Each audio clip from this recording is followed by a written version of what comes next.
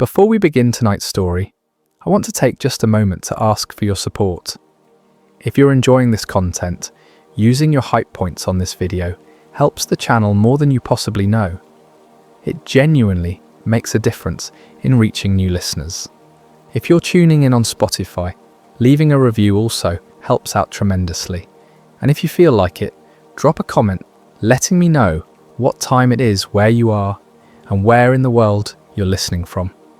We absolutely love seeing where everyone is tuning in from across the globe. Finally, if you enjoy this kind of content, subscribing really does help us continue making these stories for you. Now let's begin.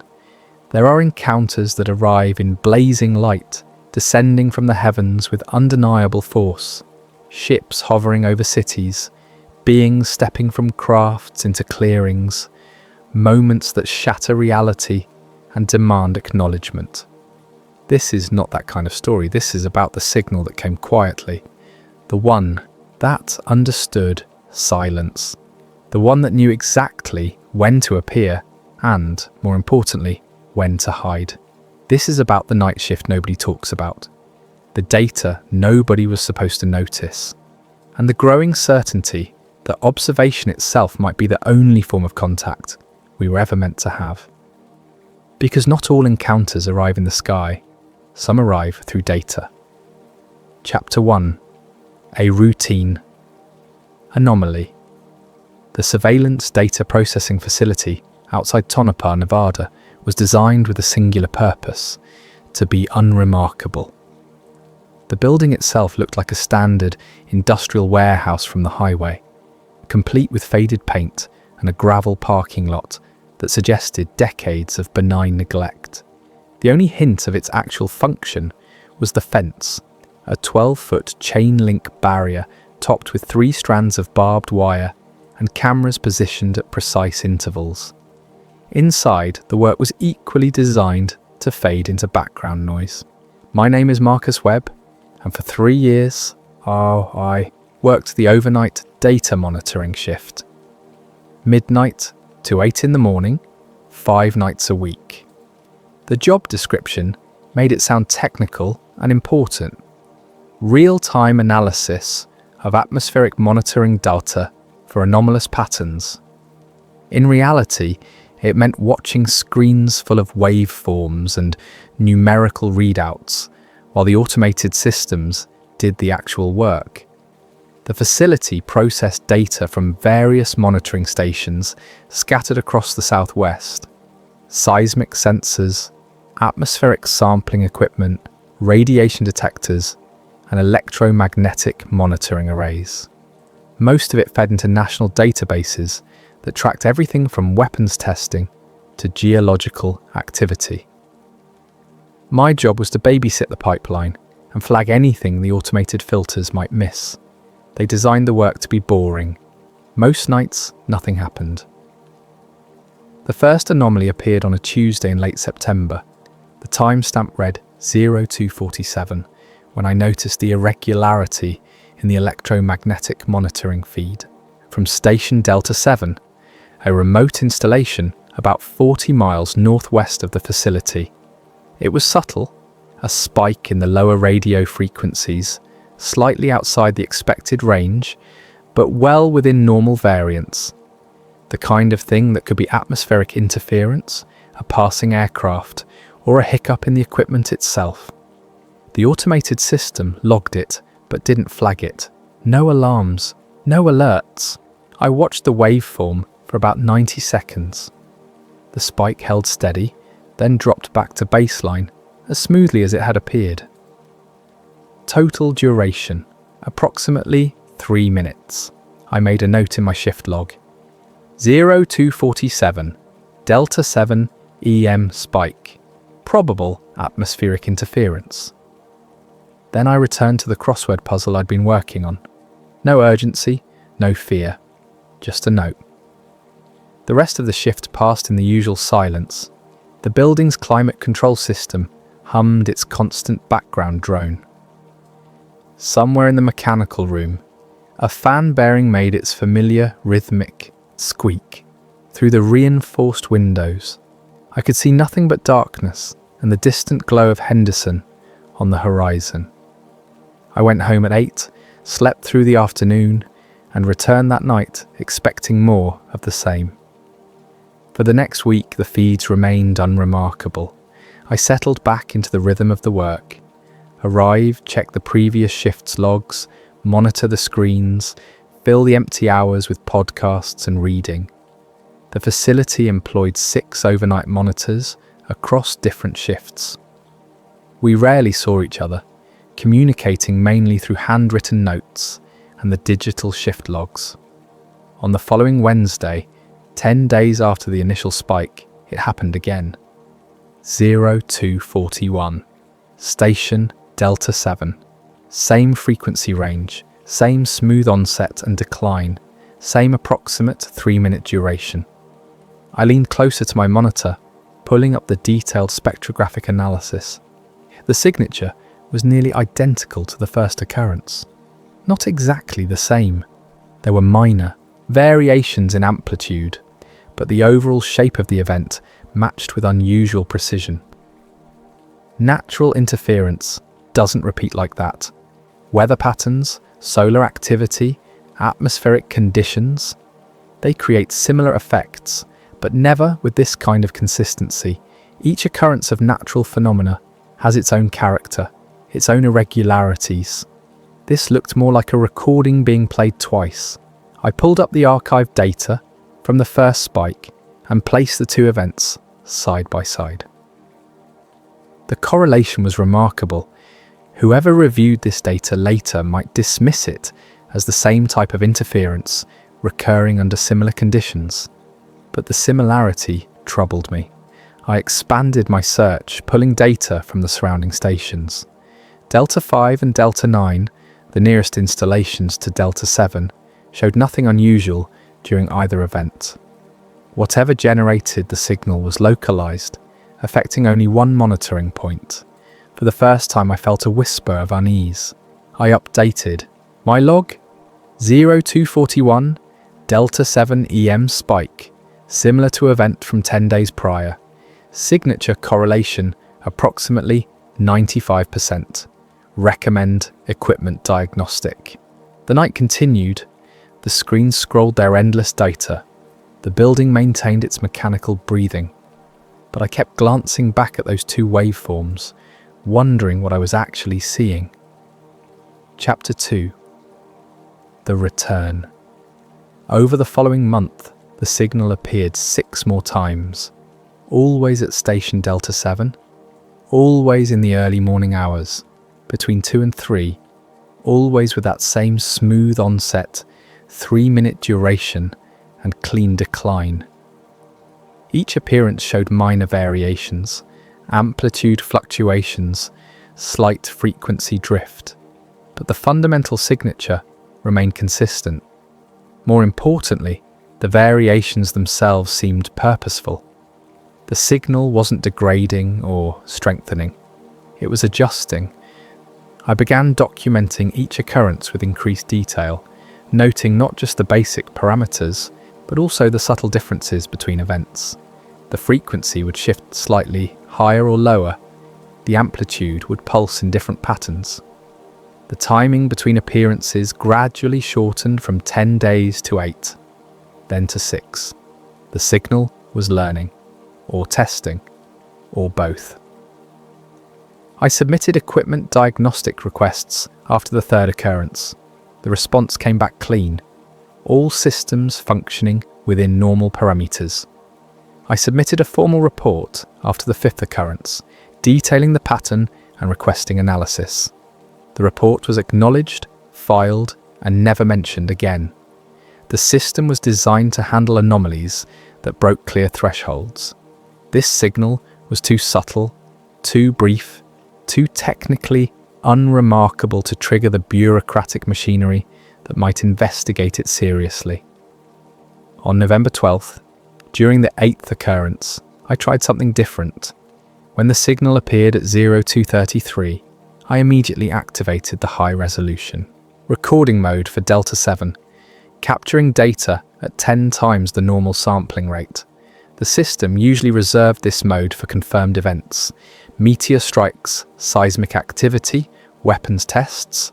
Using it for an unverified anomaly violated protocol. But I needed better data. The signal responded. Within 30 seconds of activating high-resolution mode, the frequency shifted. Not dramatically, just a subtle slide upward in the spectrum, as if the source had detected the increased scrutiny and adjusted its output accordingly.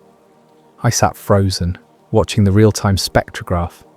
This wasn't atmospheric interference. This wasn't equipment malfunction. This was reactive behavior. The signal held its new frequency for 90 seconds, then dropped back to baseline exactly as before. Total duration, 3 minutes, same as always. I deactivated the high-resolution mode and sat in the humming silence of the monitoring room, trying to construct a rational explanation for what I'd just witnessed. Equipment could malfunction in reactive ways, feedback loops, calibration errors, electromagnetic interference from the monitoring systems themselves. But none of those explanations felt adequate. The signal knew it was being watched more closely, and it had changed in response. I typed up a detailed incident report, describing the reactive frequency shift and recommending immediate investigation. I marked it priority, submitted it through official channels, and waited. 3 days later, I received a response. Report reviewed. Event classified as equipment interaction. No further action required. They weren't going to investigate. They weren't going to send anyone. The signal would remain my problem, my mystery, my slowly building obsession. Chapter 3. The Pattern. December brought cold nights and crystalline skies over the Nevada desert. The signal continued its pattern, appearing every 5 to 6 days now, always during my shift, always at Station Delta 7. I began, arriving early, reviewing the previous shift's data for any sign of the signal appearing when I wasn't present. Nothing. Either it only occurred during my overnight hours or the other monitors weren't noticing it. Given how subtle the signature was, the latter seemed more likely, but I started to suspect the former. The signal avoided peak operational hours. During the day, when management was present and multiple systems ran active monitoring protocols, it never appeared. It emerged during the transitions, the quiet hours when automation ruled and human oversight was minimal. It knew when it could go unnoticed. I began mapping its behavior more carefully, creating spreadsheets that tracked every parameter I could measure. Frequency range, amplitude, duration, time of occurrence, atmospheric conditions, solar activity, seismic background. I was looking for the trigger, the external factor that might explain the pattern. Instead, I found something else. The signal appeared to time itself around system maintenance cycles. Every monitoring station ran automated diagnostic routines at scheduled intervals. Calibration checks, sensor resets, data buffer dumps. These routines created brief windows when the systems were technically active, but not fully attentive, processing their own maintenance rather than watching for anomalies. The signal appeared during these windows. Not every time, that would be too obvious, but often enough that the correlation couldn't be coincidence. It was exploiting gaps in our attention, moments when the automated systems were looking inward rather than outward. This required knowledge of our operations. On December 19th, I decided to break protocol more seriously. I'd been documenting the signal for nearly 3 months. I had data, patterns, analysis, but I had no one to share it with who would take it seriously. During my lunch break, a lonely hour spent in the facility's break room at 4 a.m, I drafted an email to the National Radio Astronomy Observatory. I described the signal in technical terms, omitted any mention of its reactive behavior, and framed it as a potential astronomical phenomenon that our equipment had detected. I sent it from my personal email address, carefully separating it from my official capacity. The response came 2 days later. Thank you for your interest, but without precise coordinates and continuous monitoring data, they couldn't prioritize investigation. They received hundreds of similar reports annually. Most were interference, equipment errors, or misidentified natural phenomena. I was on my own. The signal appeared again on December 22nd at 0251. This time, I tried something new. Instead of just recording, I transmitted. Using the facility's emergency broadcast system, normally reserved for alerting remote field stations about dangerous conditions, I sent a simple, repeating tone on the same frequency band the signal occupied. 3 short pulses, a pause, 3 more pulses, the universal pattern of intelligent communication. The response was immediate and unsettling. The signal stopped. For exactly 60 seconds, the electromagnetic spectrum went completely silent. Not just the anomalous signal, everything in that frequency range disappeared, as if something had muted the entire channel. Then the signal returned but altered. The frequency had shifted dramatically, moving to a band 3 MHz higher.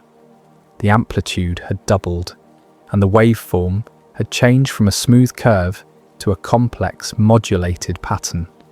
It was no longer hiding, it was demonstrating. The new signal lasted 90 seconds, then vanished completely. The frequency band returned to its normal background noise.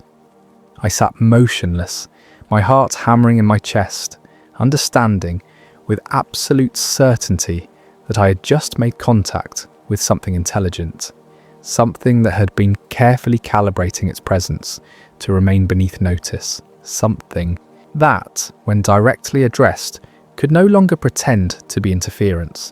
I didn't file a report about the broadcast. I couldn't. Using the emergency system for an experiment violated multiple regulations, but I documented everything in my personal notes, time-stamping each observation, preserving the data. The signal didn't appear for the next 11 days. I spent those nights in tense anticipation, watching the feeds with unusual intensity. Had I scared it off? Had I triggered some kind of response that would bring official attention? Had I imagined the entire interaction? On January 2nd, at 0317, it returned. Different frequency, different pattern, but unmistakably the same intelligence behind it. And this time, I wasn't the only one watching. Chapter 4. Independent Confirmation. Jackson Torres had worked at the facility for 7 years, longer than anyone else on the overnight rotation. He was a quiet man in his 50s, former Air Force communications specialist, the kind of person who preferred silence to small talk. We'd crossed paths maybe a dozen times during shift changes, exchanged maybe 24 words total. On January 4th, during the overlap between the evening and overnight shifts, I found him waiting in the parking lot by my car.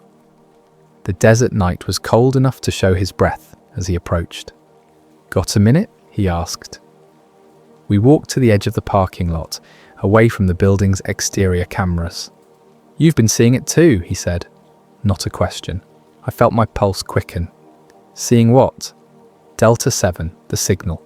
He pulled a folded piece of paper from his jacket. "I saw your logs, the equipment diagnostics you requested, the high-resolution captures." I said nothing, waiting. "I saw the same thing 6 weeks ago," Jackson continued. "Different frequency, same pattern. Thought I was going crazy or the equipment was dying." He unfolded the paper, a printout of spectrographic data. Then it happened again, and again, always during my shift, always when I was alone. The data on his printout showed the same signature I'd been tracking, but from late October, before I'd started documenting it seriously. "You didn't report it," I said. "I did. First 2 times. Jackson's expression was carefully neutral. "Got the same response you did. Equipment interaction. No action required. So I stopped reporting. We stood in the cold, our breath forming clouds, both understanding what we weren't saying aloud. Whatever this was, it was real. It was persistent, and the official response was to ignore it. "When did yours start?" Jackson asked. "Late September. Delta 7, same as yours." "Always during your shift," I nodded.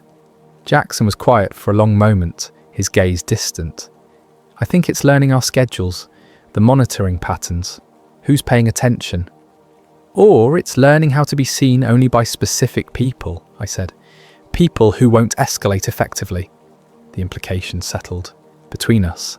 Either we were both experiencing the same equipment malfunction, unlikely given the differences in timing and frequency, or something was deliberately calibrating its presence to remain beneath official notice while still being detected by individual monitors. "Have you tried interacting with it?" Jackson asked carefully. I hesitated, then nodded. "Once. Emergency broadcast, simple pulse pattern. It responded by changing its signature completely." Jackson's expression shifted, not surprise, but confirmation. "I thought about trying that. Decided it was better not to provoke something I didn't understand. Probably smarter than what I did. Maybe," Jackson refolded his printout. "But now we know it responds, that it's not just passive interference. What do you think it is?" He was quiet for several seconds. "I spent 15 years in Air Force communications, monitored everything from Soviet satellite transmissions to atmospheric research balloons. I've seen every kind of natural and artificial interference you can imagine." He met my eyes. "This is different. The way it adapts, the way it times itself, the way it responds to observation, that's not natural. And it's not any human technology I've ever encountered." "Then what?" Jackson's expression was carefully controlled. "I don't know. But whatever it is, it doesn't want to be noticed officially. And maybe we should respect that. Or maybe we should figure out what it wants." "You're assuming it wants something from us," Jackson said. "But what if we're just part of what it's observing? What if contact isn't the point?" I didn't have an answer for that. We returned to the building separately. Jackson's shift was ending. Mine was beginning. As I settled into the monitoring station, I pulled up the Delta 7 feeds and waited. The signal appeared at 0342. Same frequency range as before. Same smooth pattern. But now I knew I wasn't alone in seeing it, and somehow that made it more unsettling rather than less. Chapter 5. Decoding the Noise. For the next 3 weeks, Jackson and I met irregularly during shift changes, comparing notes and sharing data. He brought 7 years of observations, intermittent at first, becoming more consistent over the past 6 months. I contributed my detailed documentation and the results of my broadcast experiment. Together, we began to see the larger pattern. The signal wasn't random in its appearances. It followed a progression, each occurrence building on the previous one. Early detections were simple. Single frequency spikes that could easily be dismissed as interference. Over time, they grew more complex. Multi-frequency patterns, modulated waveforms, structured pulses. It was teaching us to recognize it, or teaching itself to communicate in ways we might understand. I began attempting basic analysis during my shifts, running the signal through pattern recognition software designed for SETI research. The results were frustrating. The signal wasn't language, at least not language as we understood it. It wasn't mathematical sequences. It wasn't any of the hypothetical formats scientists had imagined for extraterrestrial communication. But it wasn't random either. The structure was too consistent, too deliberately crafted. Each appearance contained internal patterns, repeating elements, hierarchical organization, recursive structures. It resembled data compression or executable code more than a message. On January 28th, I made a discovery that changed everything. I'd been running correlation analysis between the signal's appearance and various environmental factors, still looking for the external trigger. Instead, I found something internal. The signal responded to observation. Not metaphorically, literally. When I actively monitored the Delta 7 feeds, watching the real-time displays, the signal would appear within 30 minutes approximately 70% of the time. When I left the monitoring station to take breaks or handle other tasks, appearances dropped to near zero. I tested this systematically over 5 shifts, carefully documenting my attention patterns. The correlation held. The signal appeared more frequently when I was actively watching. It knew when it was being observed, and it preferred being observed. This realization was deeply unsettling. It suggested the signal wasn't broadcasting indiscriminately, waiting for any receiver. It was targeting specific moments of attention, emerging only when it could be perceived.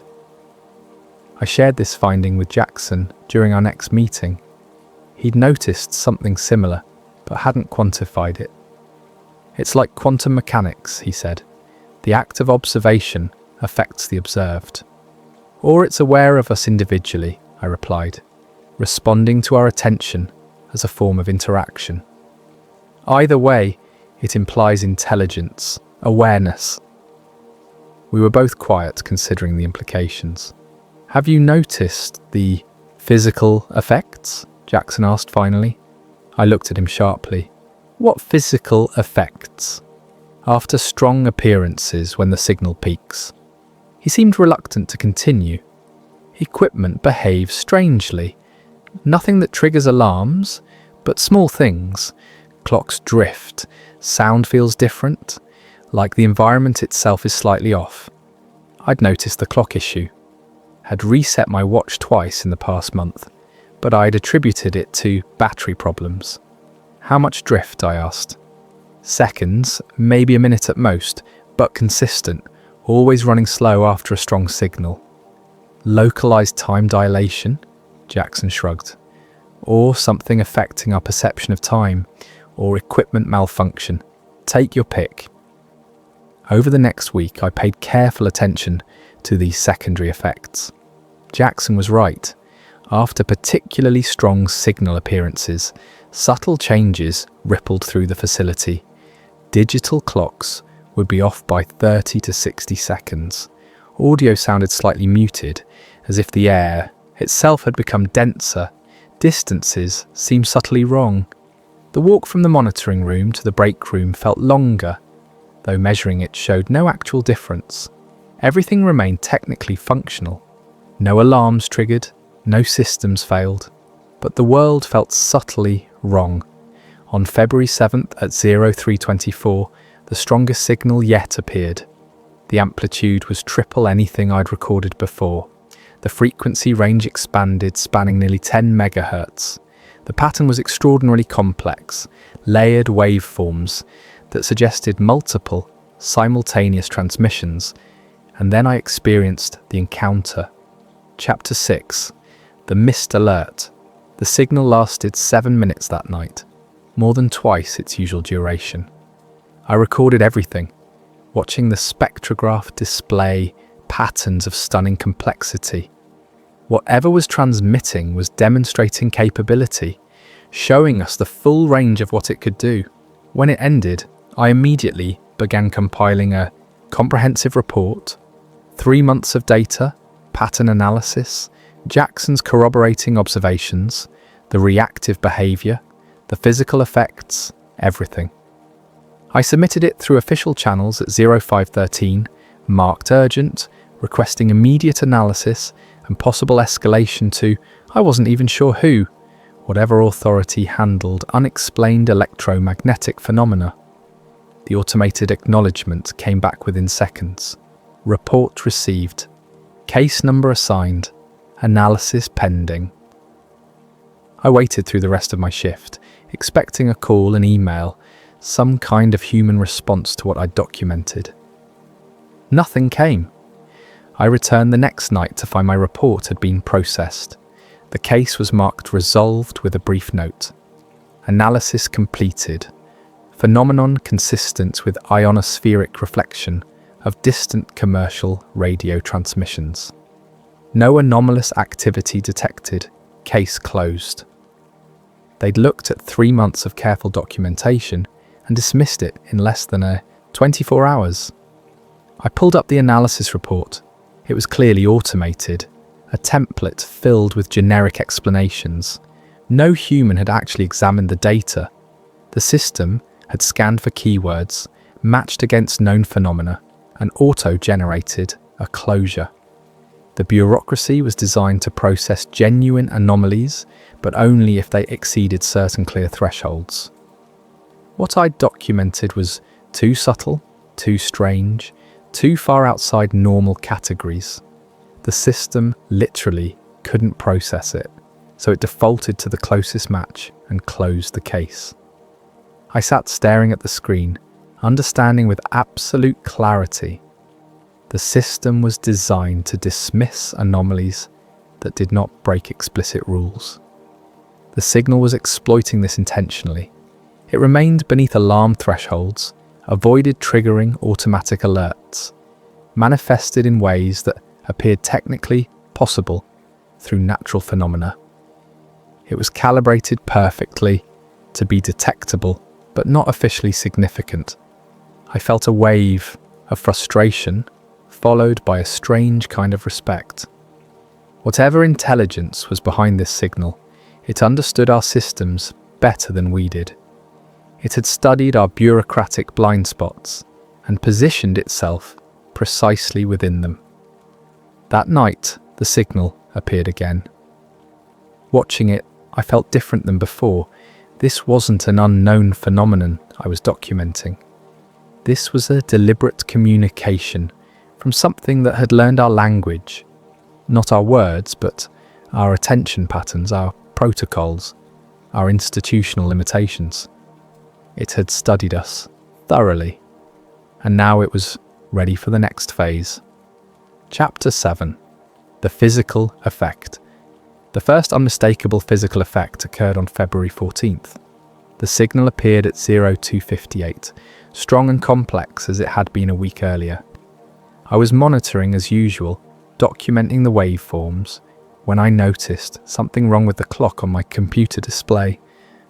The seconds were counting normally, but they felt slow.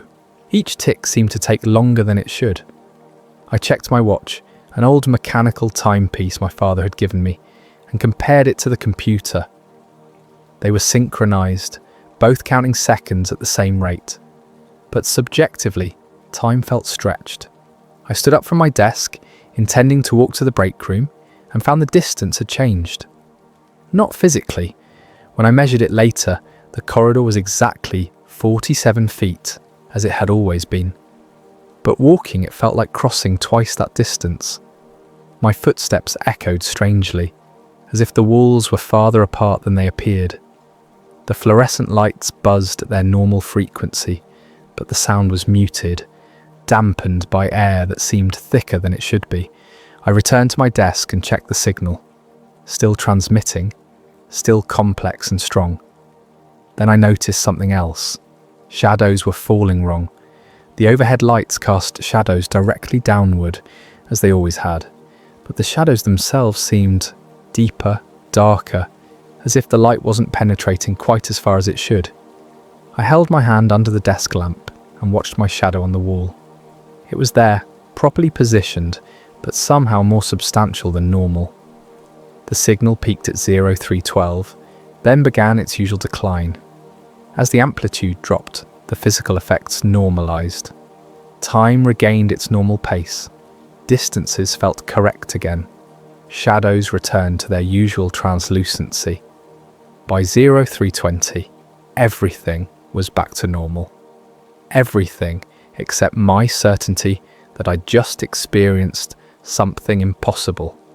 I documented it all, knowing even as I typed that it would sound like fatigue-induced hallucination or equipment-induced psychological effects.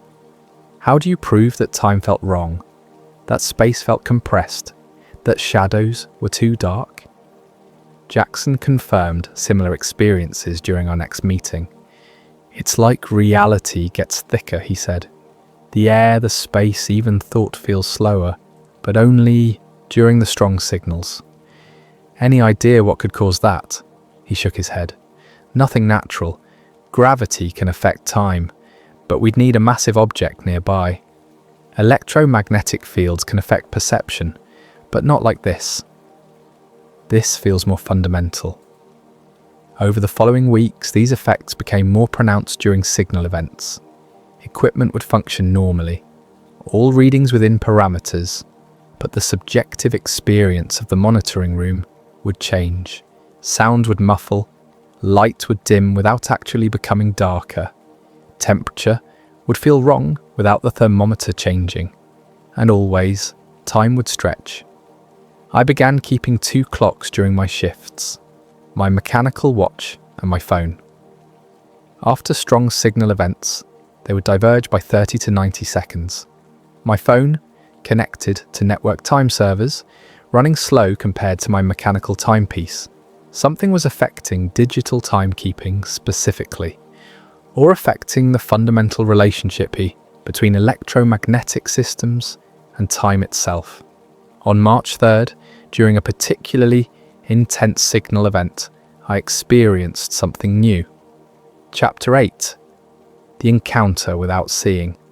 The signal began normally at 0307. Strong amplitude, complex patterns, exactly as I'd come to expect. I was documenting as usual when the physical effects started. Time stretched, space compressed, and then something else happened. My perception lagged. I would think about reaching for my coffee cup, and a moment later realise I'd already done it. I would turn to look at a monitor and find myself already facing it, with no memory of the motion between. Thought and action were becoming disconnected, as if the signal that normally travelled from intention to execution was being delayed or rerouted. I stood up, trying to ground myself in physical reality, and felt the room shift, not physically. The walls remained where they were, the equipment in place, the lights burning steadily overhead, but space itself felt compressed, folded in ways that 3 dimensions couldn't properly contain. I walked toward the break room and found myself there without experiencing the journey. One moment I was at my desk, the next I was standing by the coffee maker, with no sensation of the steps between. Panic started rising in my chest.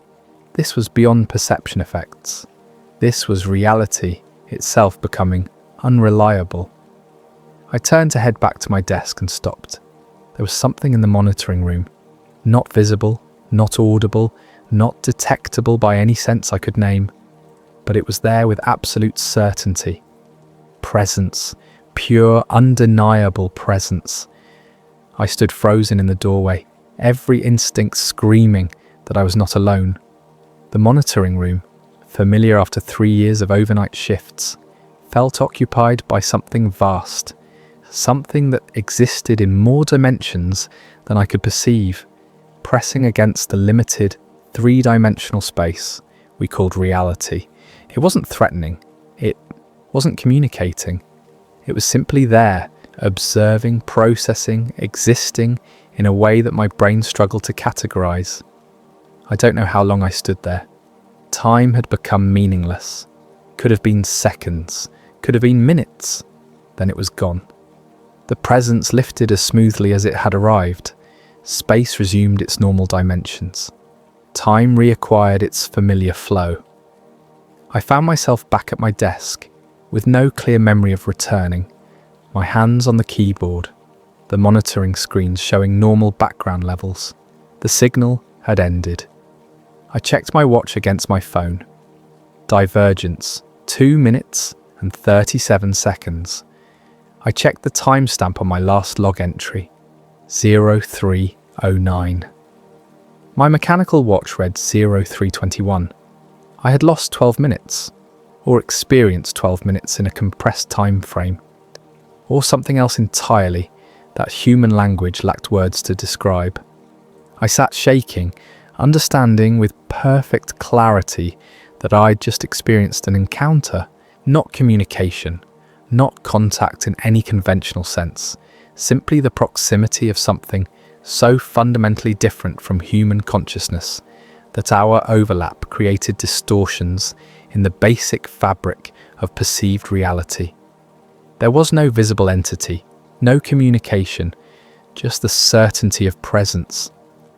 And now it was gone, leaving me alone in the humming silence of the monitoring room, trying to reconcile what I'd experienced with any framework of understanding I possessed. I didn't log this encounter officially. I couldn't. How do you file a report about experiencing something that left no physical evidence beyond a divergence in timekeeping? But I documented everything in my personal notes, preserving every detail while the memory was fresh, and I waited to see if it would happen again. Chapter 9. The Global Echo. It didn't happen again. Not to me. The signal continued appearing during my shifts, but the intense physical effects from March 3rd never occurred. The presence I'd felt never returned. Whatever had manifested that night had completed its observation and moved on. But Jackson reported a similar experience 2 weeks later. Then a week after that, a monitor from a different facility entirely. In late March, I began searching online for reports of similar phenomena. I was careful, using generic search terms, looking for patterns rather than specific events. What I found was concerning. Over the past 6 months, at least 17 different monitoring stations across the southwest had documented unexplained electromagnetic anomalies. Different facilities, different agencies, different monitoring purposes, seismological research, atmospheric studies, communications arrays, defense installations. Same pattern, same timing, same careful calibration to remain beneath official notice. None of the reports were publicly acknowledged. None triggered formal investigations. Each was logged, categorized as equipment interference or natural phenomena, and quietly filed away. But the timing told a story. The anomalies had begun appearing at different facilities in a spreading pattern, originating from somewhere in central Nevada and radiating outward over the course of a year. Each facility experienced the progression I documented. Simple signals at first, growing more complex, eventually producing the physical effects and presence experiences.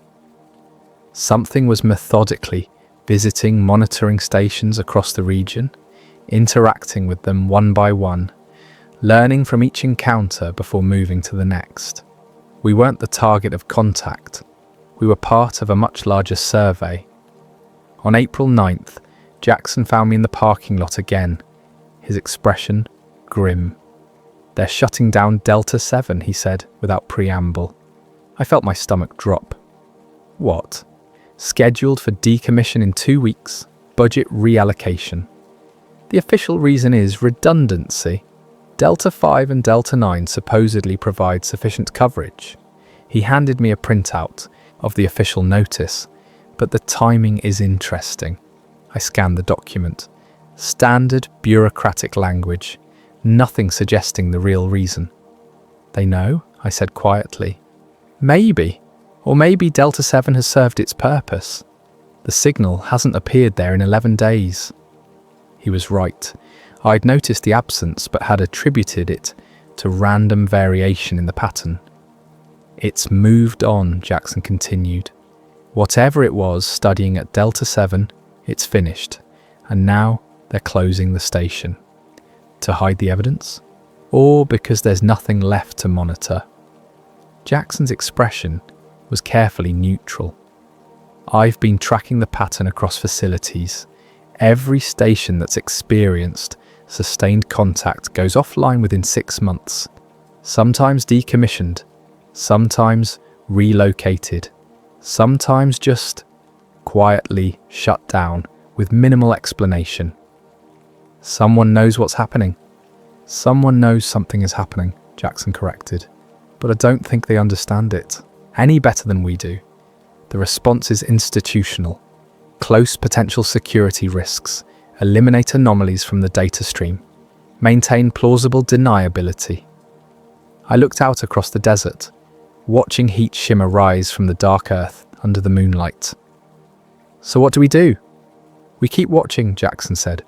The signal will appear somewhere else, another facility, another monitor working overnight, wondering if they're seeing things. And we let them go through it alone. Let them think they're crazy. Jackson was quiet for a long moment.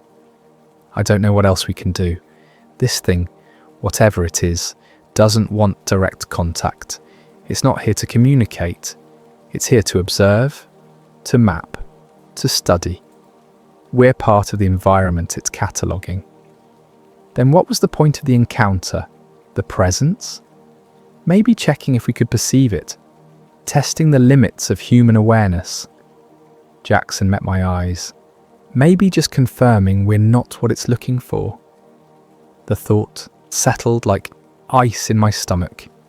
All of this, the careful signals, the reactive behaviour, the physical manifestations, wasn't about contacting us. It was about working around us while studying something else entirely. Humans were the background noise, not the signal. Chapter 10.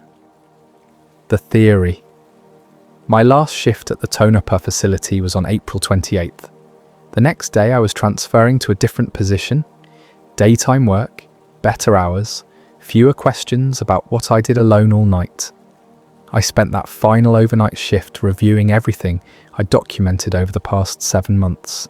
Hundreds of signal events, detailed analyses, Jackson's corroborating data, reports from other facilities, the progression from simple electromagnetic anomalies to reality-bending encounters.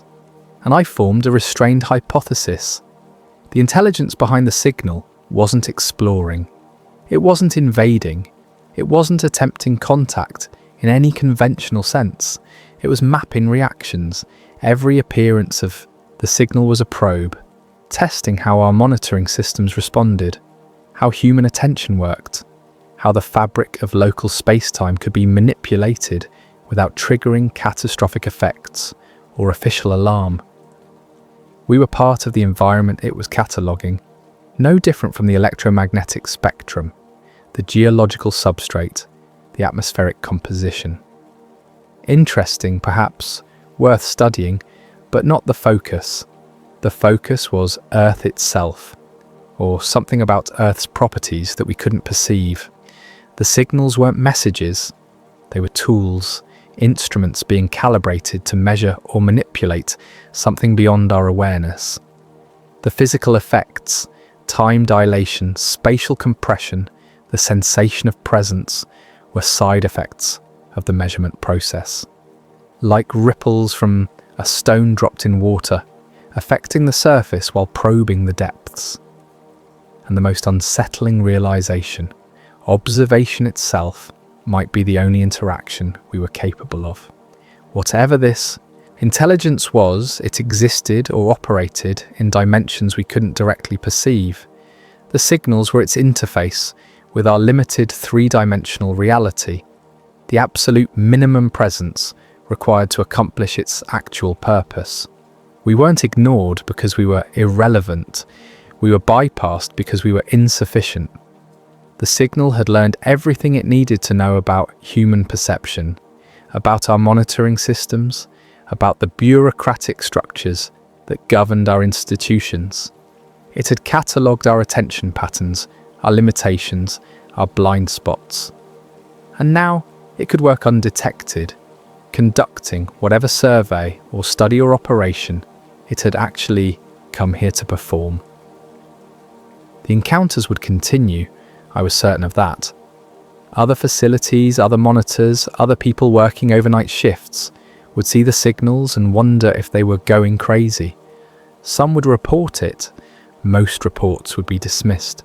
A few might escalate, only to be quietly resolved with plausible explanations.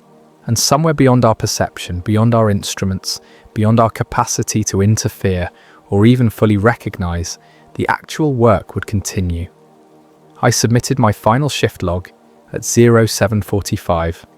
All systems normal, no anomalies detected. It was technically true. The signal hadn't appeared that night. Or maybe it had, just in a way I could no longer recognize. Epilogue. Still listening. I left the Tonopah facility on a bright April morning, driving east toward Henderson with the desert spreading endlessly in all directions. In my rear-view mirror, the monitoring station shrank to insignificance, just another anonymous building in a landscape full of secrets. Jackson stayed on. He's still there now, as far as I know, working the overnight shifts, watching the feeds. We email occasionally, carefully worded messages about nothing in particular, but I know he's still listening, still watching for the signal. The last time we spoke, he mentioned that Delta 7 had been decommissioned on schedule, the equipment removed, the station closed, all records archived. Officially, it never experienced anything unusual beyond routine atmospheric interference, but Delta 9 started showing anomalies 2 weeks later. Same pattern, different frequency, learning, adapting, continuing the survey. I sometimes wonder what they were found, what aspect of Earth or reality or dimensional space they were mapping with such methodical precision. What purpose drove them to manifest in our electromagnetic spectrum, to press briefly against the boundaries of our perception, to catalogue our responses before moving on. I wonder if they're still here, still studying, still observing, still operating in the spaces between our attention and our awareness. Or maybe they finished their survey, collected their data, moved on to the next world, the next civilization, the next set of environmental parameters that required mapping. Maybe Earth is just one entry in a vast catalogue of worlds, marked and measured and understood in ways we could never recognize. I work daytime hours now, regular schedule, no more overnight monitoring, no more watching waveforms drift across screens while the desert night presses against reinforced windows. But sometimes, late at night when sleep won't come, I pull up the archived data on my personal computer. I review the patterns, the progressions, the careful escalation from invisible to undeniable and back to invisible again. And I think about what Jackson said during our last meeting in the parking lot. If something can learn how not to be seen, how long has it already been here? The signal hasn't returned to any of the facilities I can track. Or maybe it has. Maybe it's learned how to exist in our world without creating ripples in our instruments. Maybe it's completed its calibration and now operates perfectly within our blindness, conducting its survey in a register we cannot detect, studying whatever it came here to study with impunity. Maybe observation itself was never the interaction. Maybe the interaction was what happened after we stopped being able to observe.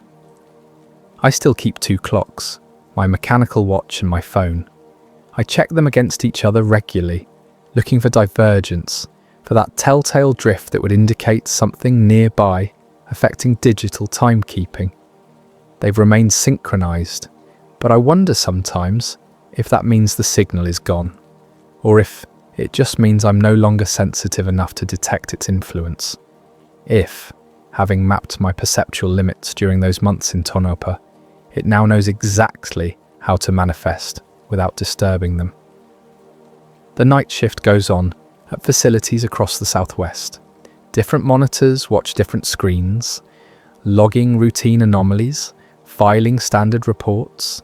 Most see nothing unusual, but somewhere tonight, someone is noticing a signal slightly out of expected range, not strong enough to trigger alarms, appearing once then disappearing.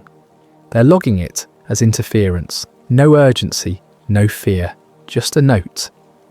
And the presence in the dark continues its patient work, invisible and undisturbed, mapping reactions and cataloguing responses while we document the shadows of its passing and convince ourselves we've seen nothing remarkable. The signal that wasn't meant for us was never meant to be undetectable. It was meant to teach us the limits of our detection. And now, having learned our boundaries, it operates freely within them. Still here, still listening, still beyond our capacity to truly perceive what it's studying, or why, or what it will do with the information once the survey is complete. I turn off my computer and check my clocks one more time. Still synchronized, which means either nothing is happening or everything is happening, and I just can't see it anymore. Imagine a world before flight, before radar, before radio waves crossed the oceans, a world where the sky belonged only to birds and clouds and the occasional hot air balloon tethered to the earth by rope and hope. The year was 1897. The Wright brothers were still running a bicycle shop. Powered flight was a fantasy confined to the sketches of dreamers and the pages of Jules Verne novels. And yet, something was flying. Not drifting, flying, with purpose, with control, against the wind. This is not legend.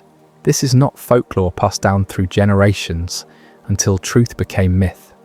This is documented history. Tens of thousands of Americans reported seeing massive objects in the sky during the spring of 1897. Newspapers across the Midwest and beyond printed eyewitness accounts.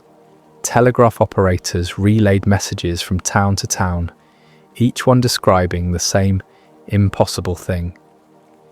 They called it the mystery airship. What follows is the account of one man who didn't just see it, he spoke to it. Or rather, it spoke to him. His name was Thomas Kellerman, and in April of 1897, he was a telegraph operator in a small city that no longer appears on most maps.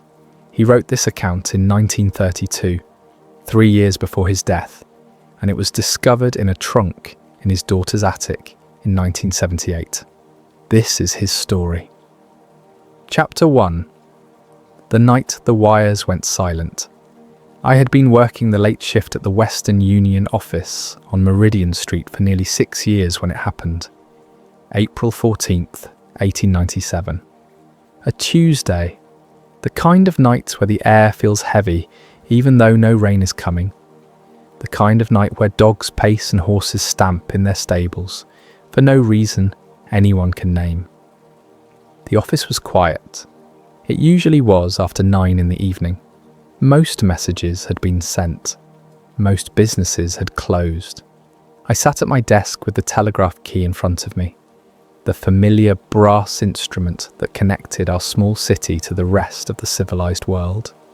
In those days, before telephones were common, before radio existed even as a concept, the telegraph was everything. It was how news travelled, how money moved, how the world spoke to itself. I was transcribing a message from Chicago when every line went dead at once, not flickering, not fading, dead. The silence was absolute. In 6 years of operating that key, I had never experienced anything like it. Telegraph lines fail, certainly. Storms knock them down. Animals chew through insulation.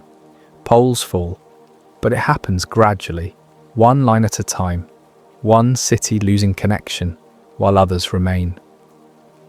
This was different. Every single line to every city we connected with went silent in the same instant. I checked the connections, I tested the battery, I tapped the key repeatedly, sending out calls that went nowhere. Nothing. The lines were physically intact as far as I could tell from inside the office, but they carried nothing.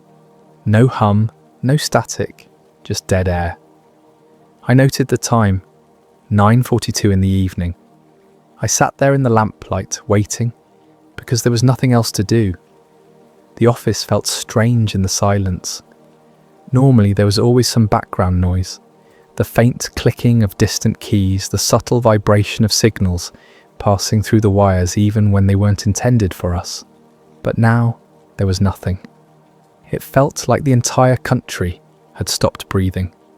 The silence lasted exactly 9 minutes. I know because I watched the clock on the wall, counting every second, wondering if something catastrophic had happened, if somehow the entire telegraph network had been destroyed in some unimaginable disaster. And then at 9:51, every line came back online simultaneously.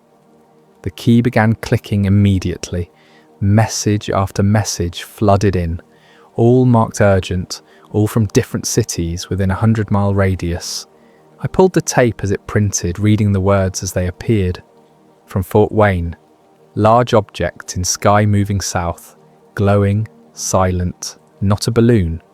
From Lafayette, airship sighted over courthouse, impossible size, controlled movement.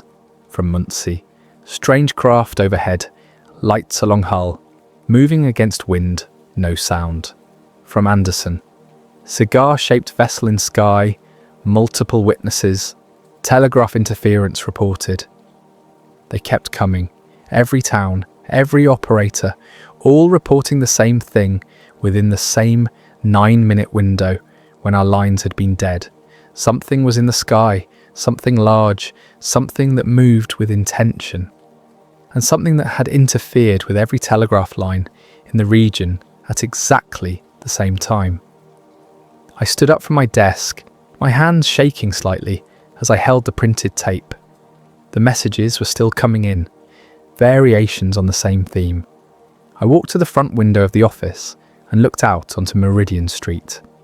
A few people were outside, standing in small groups, pointing upward. I opened the door and stepped into the cool night air. That's when I saw it. Chapter 2. The Shape. No one could explain it. Hung in the sky about 1,000 feet up, maybe less. Distance is hard to judge when you have no reference for the object's size, but it was large, enormously large. Perhaps 200 feet long, shaped like a cigar or a massive elongated egg. The surface appeared dark, almost black, but along the underside ran a series of small lights, maybe 20 or 30 of them, evenly spaced, glowing with a soft yellow-white colour. It moved slowly from north to south, directly over the centre of town. I need you to understand what I'm describing. This was 1897. There were no airplanes. The Zeppelin would not be invented for another 3 years. Balloons existed, certainly, but they were at the mercy of wind, round and clumsy, and incapable of the controlled movement I was witnessing. This object moved deliberately. When the wind blew from the east, the object continued south. When the wind shifted northwest, the object maintained its course. It was not drifting, it was flying, and it was silent. No engine noise, no propeller sound, nothing. Just the faint whisper of wind around its hull, like the sound of a ship cutting through water, but softer, almost gentle. Several people on the street stood frozen, their faces tilted upward, mouths slightly open. I recognized the bank manager, the owner of the general store, a school teacher whose name I forget. Normal people having an abnormal experience. Someone said, "What in God's name is that?" No one answered because no one had an answer. I watched as the object passed directly overhead. The lights on its underside pulsed very slightly, not rhythmically, like a heartbeat, but irregularly, as if responding to some internal process I couldn't understand. The hull itself seemed smooth, almost seamless, without the rivets or panels you would expect on any human-made construction. It looked poured rather than built, organic in a way that metal should not be. A young boy, maybe 12 years old, stood near me on the sidewalk. He asked his father, "Is it from the government?" His father, a blacksmith with hands like hammers, shook his head slowly. "Government doesn't have anything like that, son. Nobody does." The object was moving toward the southern edge of town now, descending slightly as it went. I could see it more clearly as it lowered. There were features I hadn't noticed before, what looked like small protrusions along the sides, perhaps observation ports or windows, though they emitted no light. A subtle taper at the front, like the bow of a ship designed to cut through air instead of water, and at the rear, a series of thin structures that might have been fins or stabilizers. It passed over the last row of buildings and continued toward the open farmland beyond. As it moved, I realized it was heading directly toward the railroad yard, a flat open area where freight cars sat waiting for morning. I made a decision in that moment that would change everything. I went back inside the office, grabbed my coat and hat, and locked the door behind me. Then I followed the airship. Chapter 3. The City Watches. By the time I reached the edge of town, at least 50 people had gathered. Word spreads fast in a small city, especially when something impossible appears in the sky. The crowd stood at the boundary between the last street and the open land, watching as the airship descended slowly toward the rail yard about half a mile distant. The local newspaper editor, a man named Robert Marsh, was there with a notebook, scribbling frantically by the light of a handheld lantern. He looked at me as I approached. "Kellerman," he said, "your telegraph's still working." "It's working now," I replied. "Went dead for 9 minutes right before this thing appeared. Every line in the region reported the same." He wrote that down, his pencil moving rapidly across the page. "Multiple towns reporting sightings. I already confirmed at least 8 within 50 miles, all describing the same object. This is going to be front page across the country." A woman in the crowd, elderly and sharp-eyed, said loudly, "It's a sign, end times. The Bible speaks of vessels descending from heaven." A younger man countered, "It's Edison or Tesla. Has to be. Some kind of electric airship they've been testing in secret." Someone else, "Could be European. Germans have been working on dirigibles." But we all knew those explanations didn't fit. This thing moved too smoothly, too quietly, with too much control. And the timing, the simultaneous telegraph interference, the coordinated sightings across multiple cities, none of it aligned with any human technology we knew. The airship had stopped descending and now hovered about 30 feet above the rail yard. The lights along its underside grew slightly brighter, casting pale circles of illumination on the ground below. The crowd grew quieter, sensing something was about to happen. I felt it too, a pressure in the air, like the moment before a thunderstorm breaks. Then the lights on the airship began to pulse in a pattern, not random, deliberate, a sequence, long pulses and short pulses with precise intervals between them. I recognized the rhythm immediately. It was Morse code, or something very close to it. I pulled a small notebook from my pocket, the one I always carried for recording messages, and began writing down the sequence. Long, short, short, long, long, short, short, long, long. It repeated 3 times, then stopped. I stared at the pattern, trying to decode it, but it didn't match any standard Morse sequences I knew. The intervals were wrong. The groupings were unfamiliar. Robert Marsh leaned over my shoulder. "What does it say?" "I don't know," I admitted. "It's structured like code, but it's not any code I recognize." The airship began moving again, drifting slowly eastward, away from the town and the crowd. Some people started to follow, walking across the open field, but most remained where they were, uncertain and afraid. I stood there with my notebook, watching the lights fade into the distance, and felt a strange certainty settle over me. This wasn't observation. This was communication, and it was directed at me. Chapter 4. The Interference. I returned to the telegraph office just after midnight. The streets were still busy with people discussing what they had seen. Groups gathered under street lamps, voices excited and nervous. I unlocked the door and went inside, lighting the lamp on my desk. The office felt different now, charged somehow, as if the air itself had been altered by what had happened. The telegraph key sat silent on the desk. I sat down in my chair and stared at it, thinking about the pattern of lights I had seen on the airship, the way they pulsed in structured sequences. I opened my notebook and looked at what I had written. Long, short, short. Long, long, short. Short, long, long. Then the key began clicking on its own. My hand was nowhere near it. The key depressed and released, tapping out a rhythm that made the brass lever bounce and the sounder clack.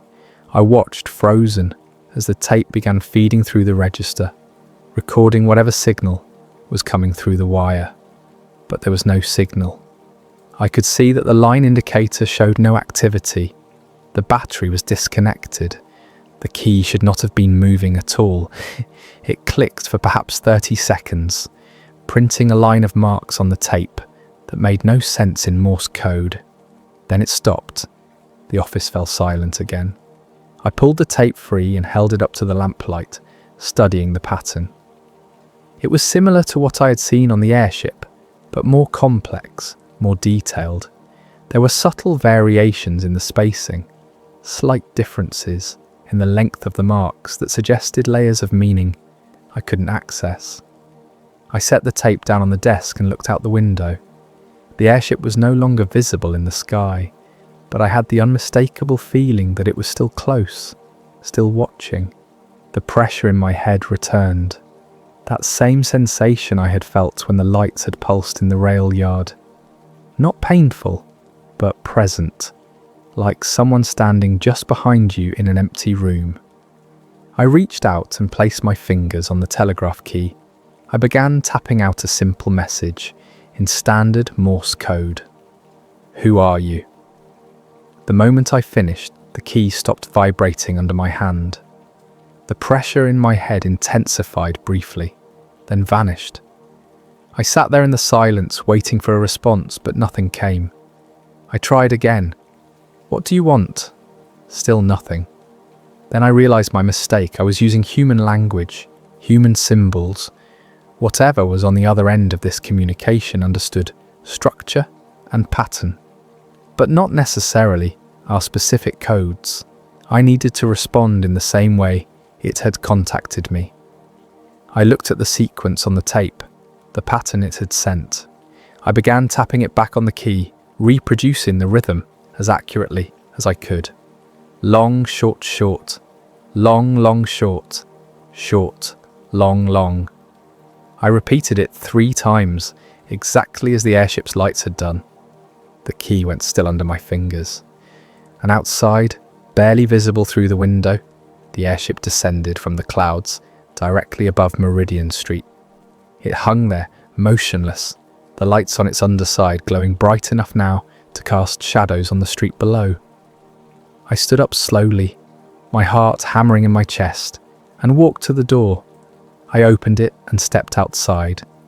The airship lowered until it hovered just above the roof line of the buildings. I could see details now that had been invisible from a distance. The hull was not metal, or if it was metal, it was unlike any I had ever seen. It had a faint iridescence, like oil on water, shifting subtly in colour as the light moved across it. The small protrusions I had noticed earlier were definitely ports of some kind, circular openings rimmed with a darker material. And then, with no sound at all, the airship began to move again. It drifted southward, slowly, deliberately, and I understood that it wanted me to follow. I grabbed my coat and hat from inside the office, locked the door, and began walking. Several people on the street watched me go, watched the airship drifting ahead of me, but no one else followed. Perhaps they were too afraid. Perhaps they were smarter than I was. I followed the airship out of town, toward the rail yard, toward whatever waited there. Chapter 5. The descent. The rail yard was deserted at that hour. Freight cars sat in silent rows, their shadows long under the moonlight. The airship descended slowly into the centre of the open area, its lights illuminating the dirt and gravel below. I approached carefully, staying about 100 feet back, watching as the massive object lowered itself to the ground with impossible gentleness. It touched down without impact, settling onto the earth as lightly as a feather. The lights along the underside dimmed slightly, but did not go out. I could hear it now, a very faint humming, so low it was almost below the threshold of hearing. Not mechanical, more like a vibration, a frequency felt as much as heard. 2 other men had followed me from town, though I hadn't noticed them until now.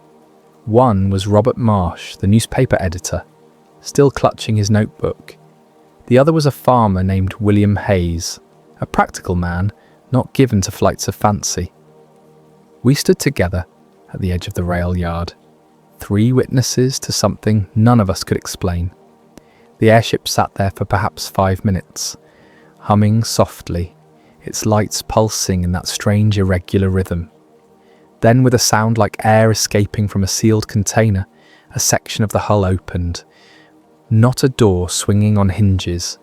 The surface simply separated, creating an opening about 6 feet tall and 3 feet wide. No light came from inside, only darkness, and then a figure stepped out. Chapter 6. The Occupant. It was humanoid. That was the first thing I noticed. 2 arms, 2 legs, a head, a torso, proportioned similarly to a human being, but not quite right. Too tall, perhaps 7 feet. Too thin, the limbs longer than they should be. It wore some kind of tight-fitting garment that covered everything except the head and hands. A material that looked almost liquid in the moonlight, dark blue or black, seamless. The head was the most unsettling feature, pale, hairless, with large eyes that caught the light and reflected it back with a faint golden sheen. The nose was small, almost vestigial. The mouth was a thin line, barely visible. The overall impression was not monstrous exactly, but profoundly other. This was not a human being in a costume. This was something else. It stood at the opening of the airship, motionless, and turned its head slowly to look at each of us in turn. When its eyes met mine, I felt that pressure in my head again. Stronger now, almost overwhelming. Not painful, but intrusive, as if something was pushing gently against the inside of my skull. I tried to step back but found I couldn't move. My feet seemed rooted to the ground. The figure stepped forward, moving with a strange gliding motion that made it hard to tell if it was walking or floating. It approached us slowly, stopping about 20 feet away. Robert Marsh made a small choking sound and dropped his notebook. William Hayes stood rigid, his hands clenched into fists at his sides. I remained still, unable to move, locked in place by whatever force was emanating from this being. And then it spoke. Or rather, it communicated. There was no sound, no words, but meaning flooded into my mind with absolute clarity. Not language, concepts, images, understanding delivered directly, bypassing the need for translation. I saw maps, not maps of land, but maps of connection. Lines crisscrossing continents, nodes where the lines intersected, pulses of light moving along the paths. I saw cities connected by invisible threads, messages flowing between them at the speed of lightning. I saw the telegraph network, not as wires and poles and keys, but as humanity's first attempt at creating a nervous system, a way for the species to communicate across distance instantly. And I understood that this was what interested them. Not our cities, not our wars, not our religions or governments or art, our communication networks. The moment when we stopped being isolated communities and started becoming something connected, something that could speak to itself across vast distances. The pressure in my head increased, and more images came. I saw the airship, not as a single vessel, but as one of many, positioned across the continent, observing, recording. I saw them hovering over telegraph stations, following the lines, mapping the network. They were studying the infrastructure of human communication, the way a naturalist might study the veins in a leaf. And then I saw something else, a flash of the future, though I didn't understand it at the time. I saw towers transmitting invisible waves through the air. I saw voices carried without wires. I saw light pulsing in patterns that conveyed thought and image and sound simultaneously. I saw the world covered in a web of signals so dense that no point on Earth was isolated. Everything connected, everything speaking. They were interested in the beginning of that process, the moment we became detectable. The figure tilted its head slightly, and I felt a question forming in my mind. Not words, but the sense of inquiry. It wanted to know if I understood. I tried to form a response, to think clearly and deliberately. Yes, I understand. The pressure released immediately. The figure stepped back, its large eyes still fixed on me, and then turned smoothly and walked back to the airship. It paused at the opening, looked back once more, and then disappeared inside. The hull sealed itself with that same soft hissing sound. I could move again. I staggered slightly, catching my balance, and looked at Robert and William. They both appeared shaken, pale in the moonlight. Robert picked up his notebook with trembling hands. "Did you?" he started, then stopped. "Did you see?" "Yes," I said quietly. "I saw." The airship began to rise. Chapter 7. The Message. It lifted slowly, without sound, without fire or steam, or any visible means of propulsion. The lights along the underside grew brighter as it ascended, casting long shadows across the rail yard.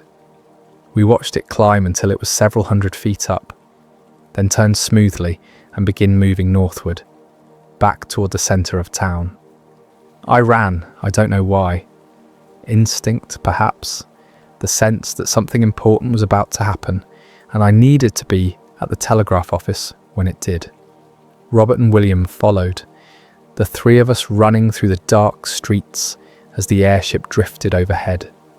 By the time we reached Meridian Street, people were emerging from their homes again, pointing at the sky, calling to each other. I unlocked the office and rushed inside, Robert and William close behind. I lit the lamp and sat down at the telegraph desk just as the key began clicking again. This time it was different. This time it was deliberate, controlled, sending a specific pattern. The tape fed through the register, recording the marks as they appeared. The sequence was complex, far more intricate than anything I had seen before. It went on for nearly 2 minutes, the key clicking steadily, the tape spooling out onto the desk, and then it stopped. The airship, visible through the window, rose straight up at tremendous speed and vanished into the clouds in seconds. The lights faded. The humming ceased. It was gone. I pulled the tape free and spread it out on the desk. Robert leaned over my shoulder, his breath still coming in short gasps from the run. William stood by the window, watching the empty sky. I studied the pattern, trying to make sense of it, but it was beyond my understanding. The sequences were too complex, the variations too subtle. It looked almost mathematical, like some kind of formula or equation rendered in dots and dashes. "What does it mean?" Robert asked. "I don't know," I said honestly, "but I think it's important." I folded the tape carefully and put it in my pocket. The three of us sat there in silence for a long time, processing what we had witnessed. Eventually, Robert spoke. "I have to write this story. People need to know." "They won't believe you," William said quietly. "They'll say you're mad." "Maybe," Robert replied, "but I still have to try." He left shortly after, and William followed. I remained in the office, sitting at the desk, thinking about the maps I'd seen, the networks of light, the future, that had been shown to me. I thought about the being that had communicated with me, the way it had looked at me with those large golden eyes, and I wondered what it had seen when it looked back. The telegraph lines remained quiet for the rest of the night. No more strange signals, no more interference, just the normal flow of messages between cities, the routine communication that kept the country connected. But I knew that nothing was routine anymore. Something had noticed us. Something had come to observe the moment when humanity learned to speak across distance, and they had left me a message I couldn't understand. Not yet. Chapter 8. The Departure. The next morning, the story spread like wildfire. Robert Marsh published his account in the newspaper, describing the airship in detail, naming me and William as witnesses. Other papers picked up the story. Within days, it was being reported across the country. Thousands of people came forward with their own sightings, describing similar objects in skies from Texas to Michigan, from California to New York. But the narrative began to change almost immediately. Editors started adding qualifying language. Alleged airship, reported sighting, mass hysteria. Scientists weighed in, offering explanations. Venus seen through atmospheric distortion, ball lightning, experimental balloons from secret government projects. The explanations multiplied, each one more confident than the last, each one ignoring the specific details that made the sightings impossible to dismiss. Robert Marsh came under significant pressure. His editor at the paper demanded he retract the story, calling it irresponsible journalism. Local officials questioned him, suggesting he had fabricated the account for attention. Within 2 weeks, a follow-up article appeared in the paper, written by Robert but clearly edited heavily, stating that upon further reflection, he believed the object had been a misidentified balloon, and that the late hour and unusual circumstances had led to mistaken observations. He came to see me at the telegraph office the night that article was published. He looked exhausted, defeated. "I'm sorry," he said. "They didn't give me a choice. It was retract or lose my position." "I understand," I told him. "Did I do the right thing?" he asked. "Should I have fought harder?" I thought about the being I had seen, the message I had received, the future I had glimpsed. "You did what you had to do to survive," I said. "That's all any of us can do." He nodded slowly and left. I never spoke to him about it again. William Hayes stopped coming into town, retreating to his farm, refusing to discuss what he had seen.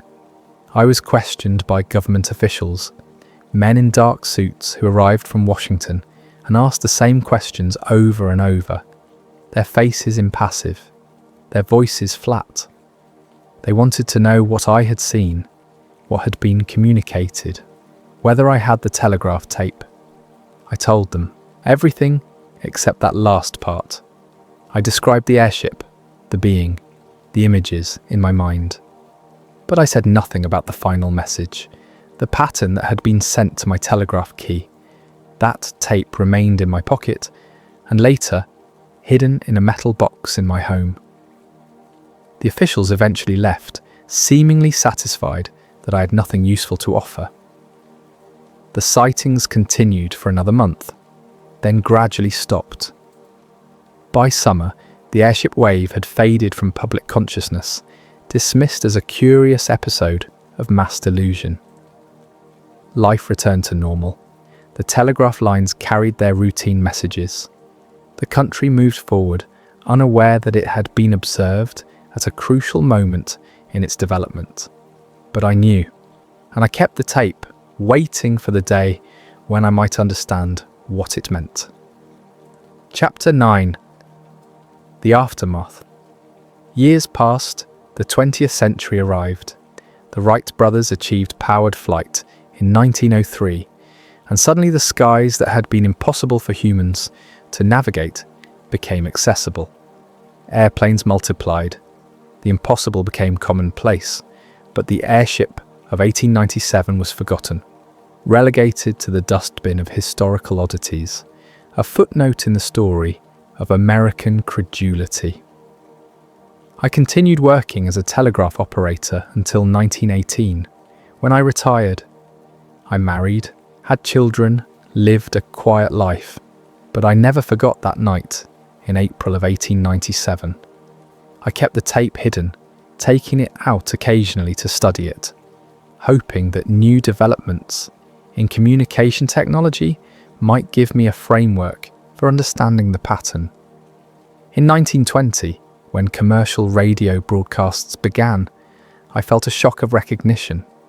The frequencies, the way signals were transmitted through the air without wires, the patterns of electromagnetic waves, they echoed something I had seen in the images the being had shown me. The future I had glimpsed was beginning to arrive. I took out the tape and studied it again, this time with knowledge of radio technology, and slowly, over the course of months, a pattern began to emerge. The sequences on the tape corresponded to frequency intervals, not exact matches, but close enough that the correlation couldn't be accidental. The message was a map of the electromagnetic spectrum, highlighting specific ranges that would become useful for human communication. They had given me a guide to radio frequencies before we had discovered radio. I sat at my kitchen table, the tape spread out in front of me, and understood fully for the first time what had happened. The airship had not been exploring our world. It had been monitoring our technological development, waiting for the moment when we created infrastructure for long-distance communication. The telegraph network had been the trigger, the sign that humanity was transitioning from isolated communities to a connected civilization. And they had come to observe that transition, to record it, perhaps to encourage it by leaving behind information we would eventually be able to understand. They were tracking the moment we became detectable across interstellar distances, the moment our signals began radiating out into space. The realization was both exhilarating and terrifying. We had been noticed, we had been deemed worthy of observation, perhaps even assistance, but we had also revealed ourselves, broadcasting our presence to anyone or anything capable of detecting electromagnetic radiation. We had become visible. Chapter 10. Understanding Too Late. I am writing this account in 1932. I am 78 years old. My hands shake when I hold a pen, and my eyesight is failing. But I feel compelled to record what I experienced, what I understood, even if no one believes it. The world has changed dramatically since 1897. Radio is everywhere. Telephones connect continents. Television is beginning to emerge. The network of communication that I glimpsed in those images, shown to me by the being from the airship, has become reality. We are connected now in ways that would have seemed magical to someone from my youth, and we are broadcasting constantly. Radio waves carrying music and news and voices radiate out from our planet in every direction, travelling at the speed of light, reaching farther into space with every passing year. We have become a beacon, announcing our presence to any civilization capable of detecting it. I look at the tape sometimes, the message sent to me that night in the rail yard. I understand it now, mostly. It was a primer, a basic guide to the frequencies we would need for effective communication. It was meant to help us, or perhaps to accelerate our development. I don't know if the being expected me to share this information, or if it simply assumed that we would discover these things on our own, and the message was merely confirmation. I never shared it. Perhaps that was a mistake. Perhaps I should have given the tape to scientists, let them study it, let them use the information to advance our technology faster. But I was afraid. afraid of being labelled insane, afraid of the attention it would bring, afraid of what it might mean if the information was taken seriously. So I kept silent, and the world developed radio on its own, following the natural progression of scientific discovery. Maybe that was how it was supposed to happen. Maybe my role was simply to witness, to understand, to record. I have thought often about the being I met, the way it looked at me with those large golden eyes. I have wondered what it saw when it examined me. Did it see an intelligent creature, worthy of contact?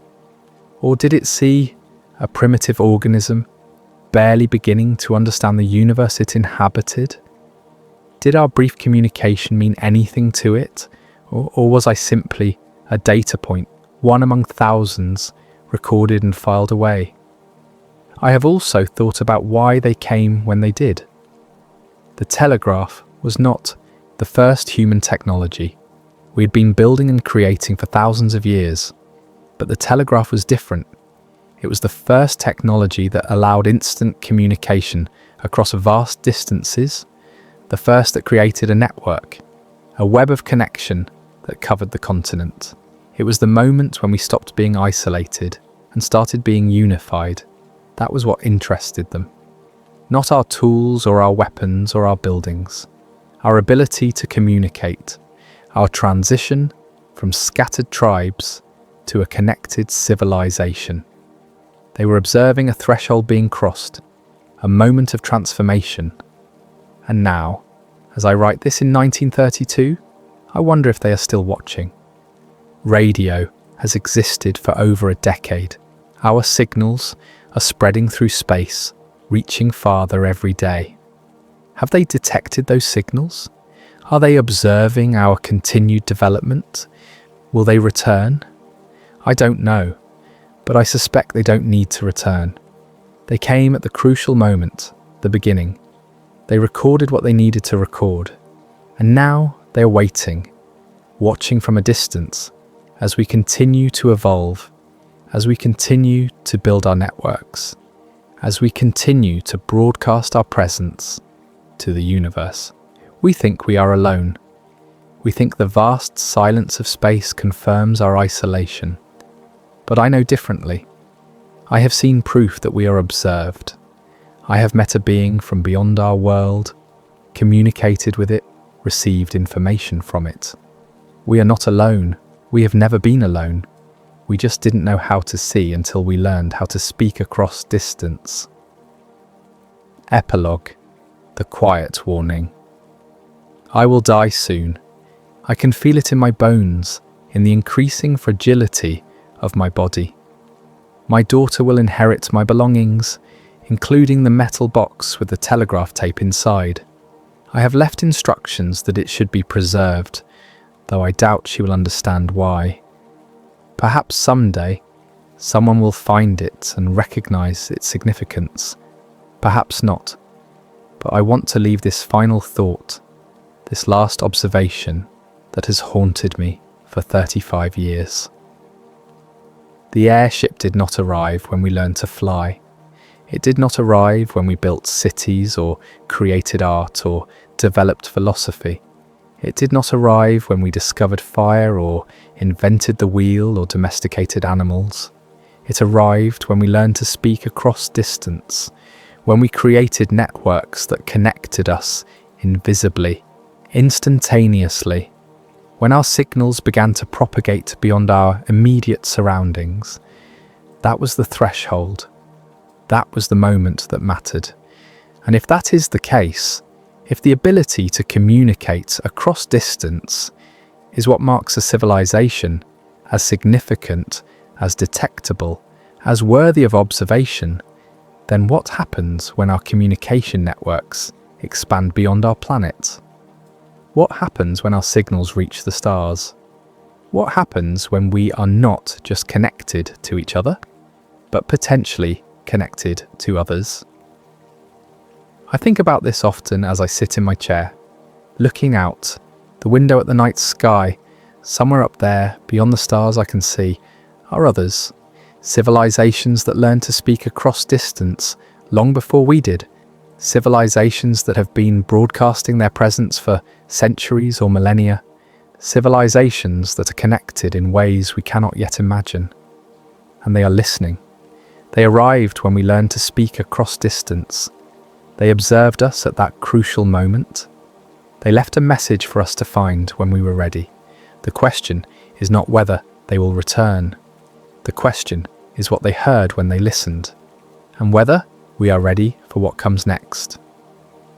This is the account of Thomas Kellerman, telegraph operator, written in the autumn of 1932. The metal box containing the telegraph tape was discovered in 1978 among his daughter's possessions. The tape remains in a private collection. Its authenticity has never been verified, and the pattern recorded on it has never been fully decoded. But radio continues to broadcast, and somewhere, perhaps, someone is still listening.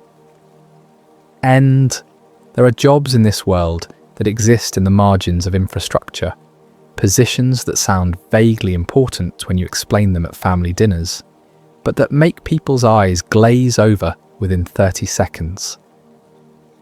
I held one of these jobs for 6 years. My official title was Maritime Systems Technician, which sounds far more impressive than the reality. What I actually did was maintain automated monitoring stations in offshore locations, buoys, weather instruments, data collection arrays positioned miles from any coastline. The work was exactly as boring as it sounds.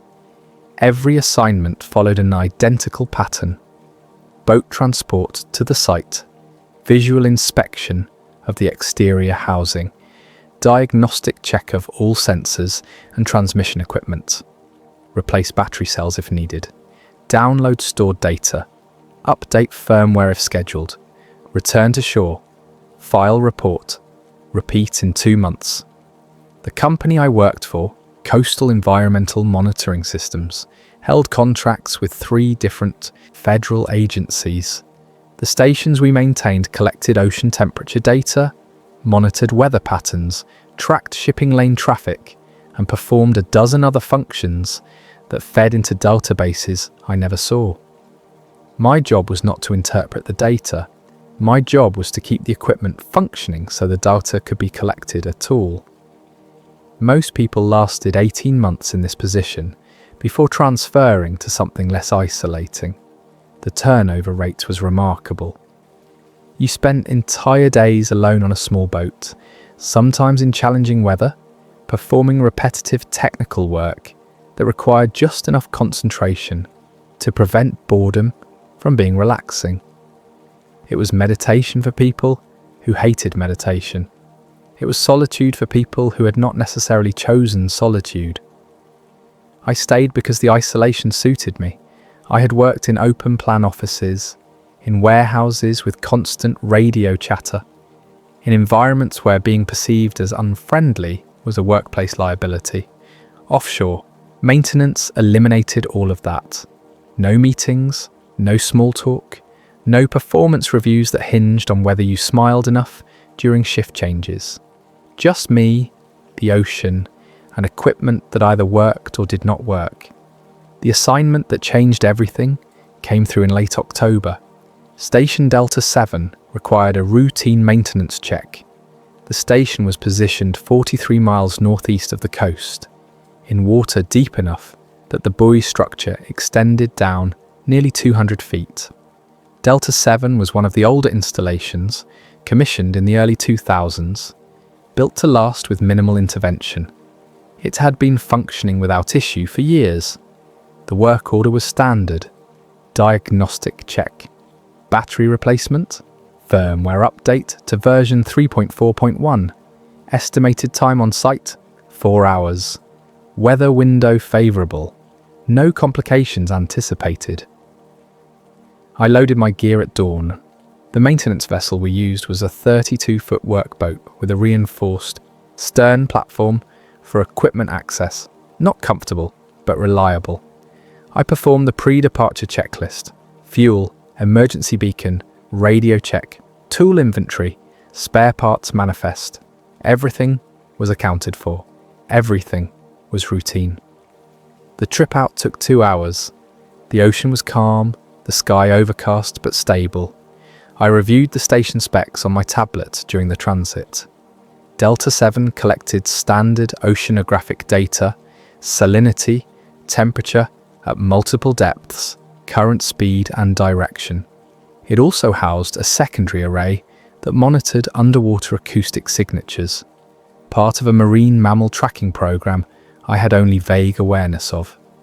The acoustic equipment was maintained by a different contractor.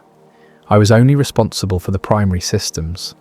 When Delta 7 came into view, it looked exactly as expected.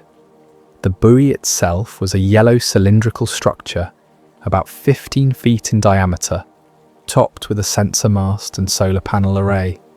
The structure bobbed gently in the low swells, its position light blinking at regular intervals. Entirely normal, entirely unremarkable. I manoeuvred the workboat alongside the buoy's service platform and secured the mooring lines.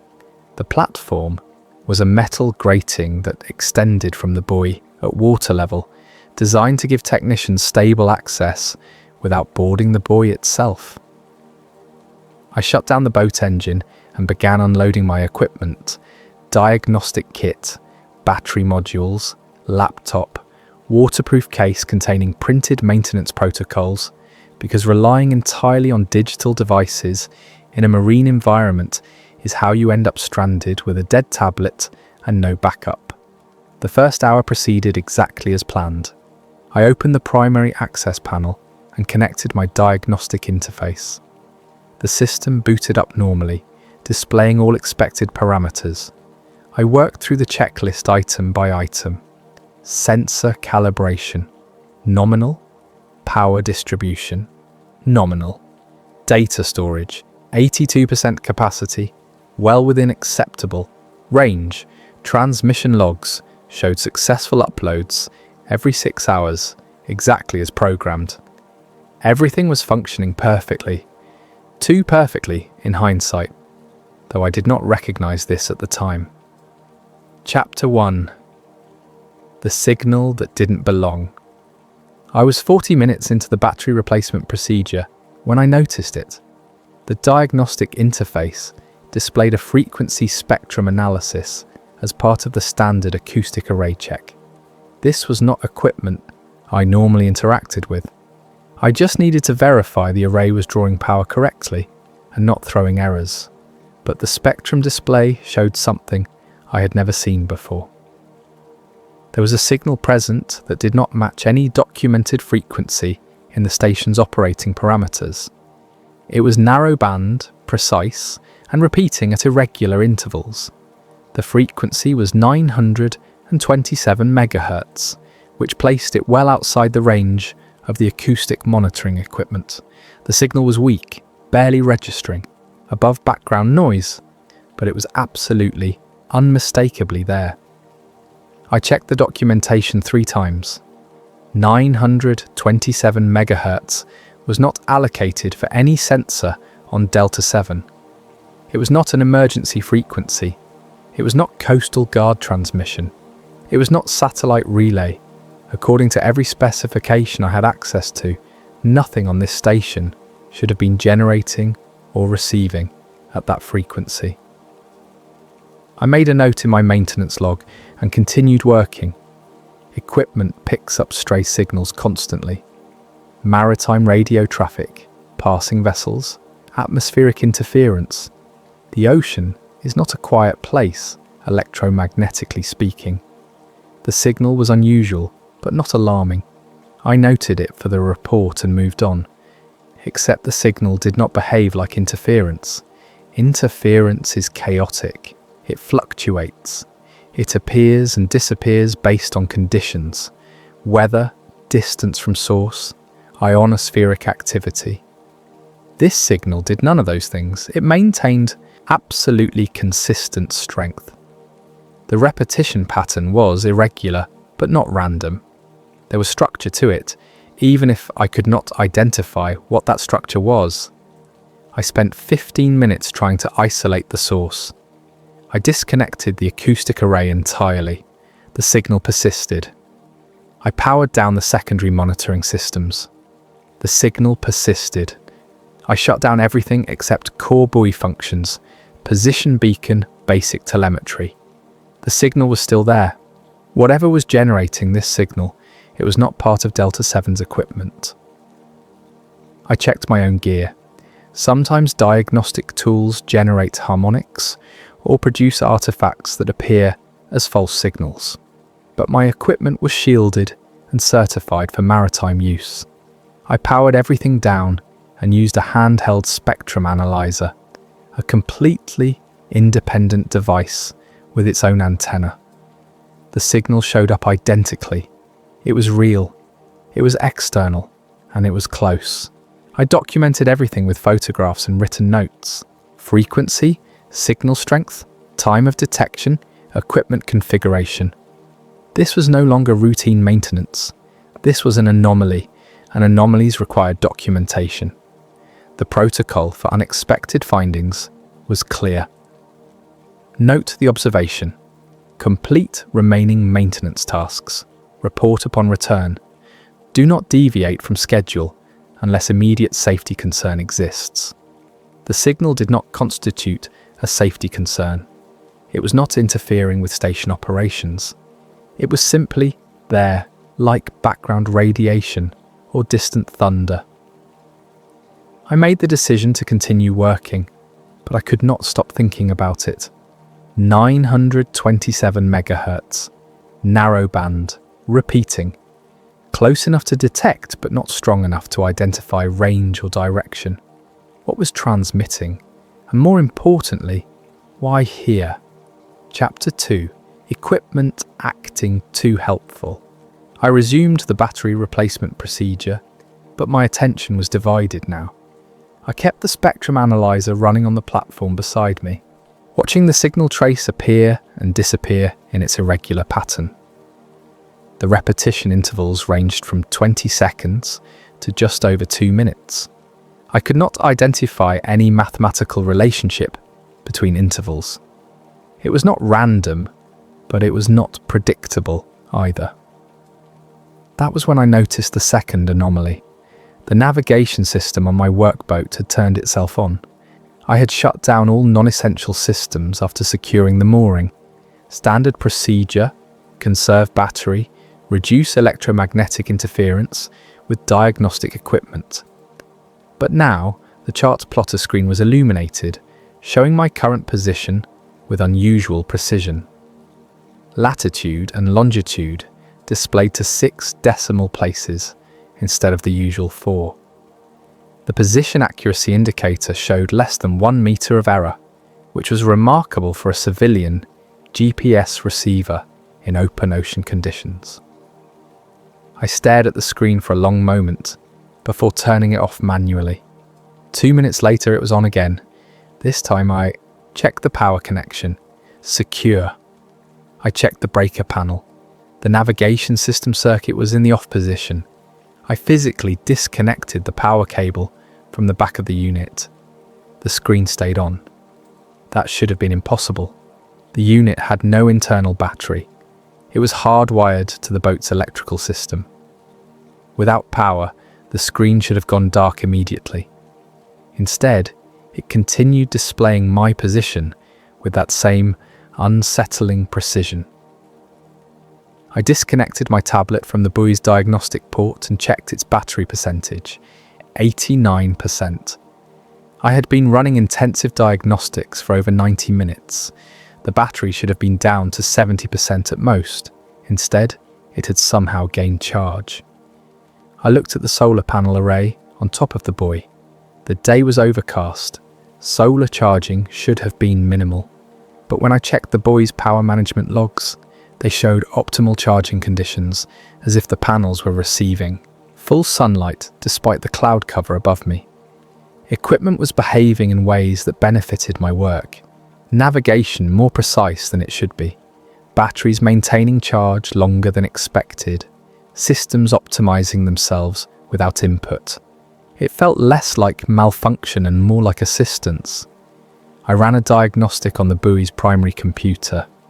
Error logs that should have required acknowledgement and clearing had resolved themselves. Timestamps showed they had been addressed 3 minutes before I even connected my interface.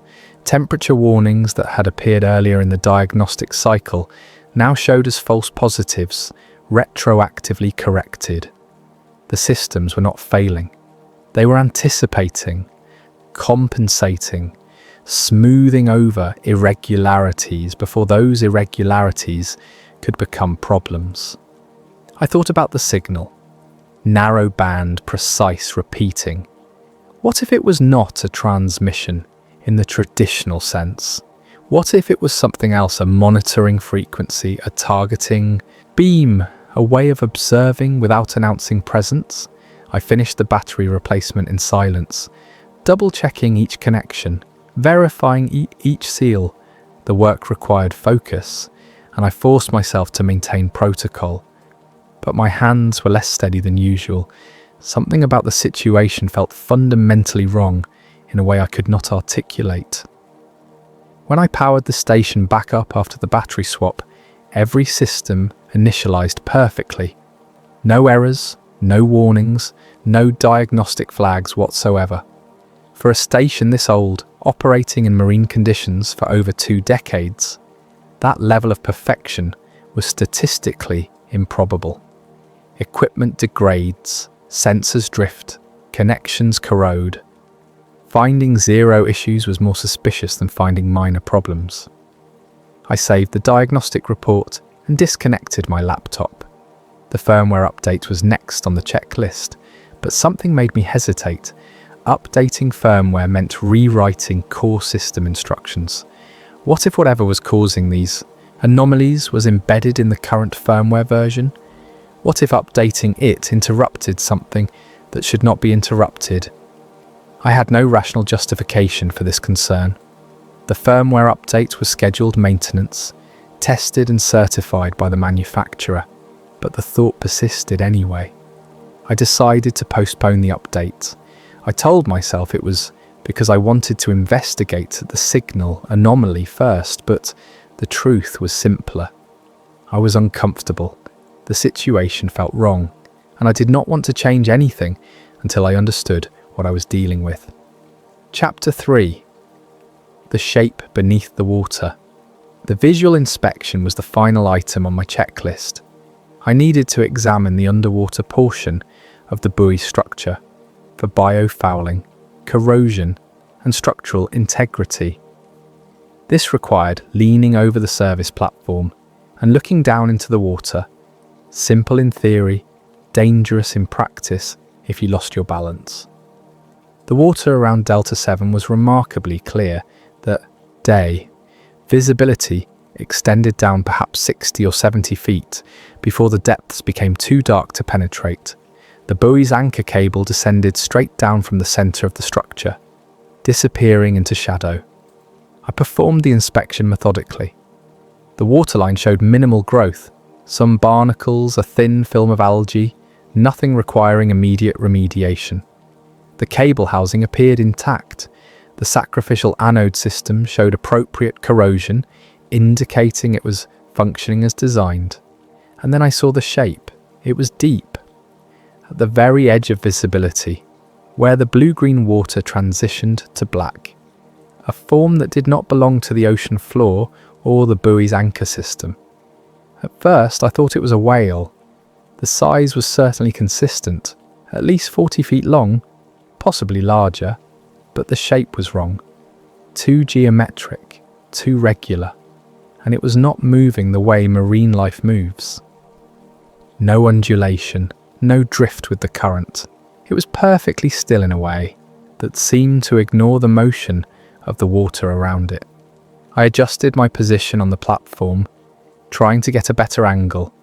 The shape remained at the edge of visibility, neither approaching nor receding. It simply existed there, as if it had always been there, as if I had only just now noticed what had been present all along.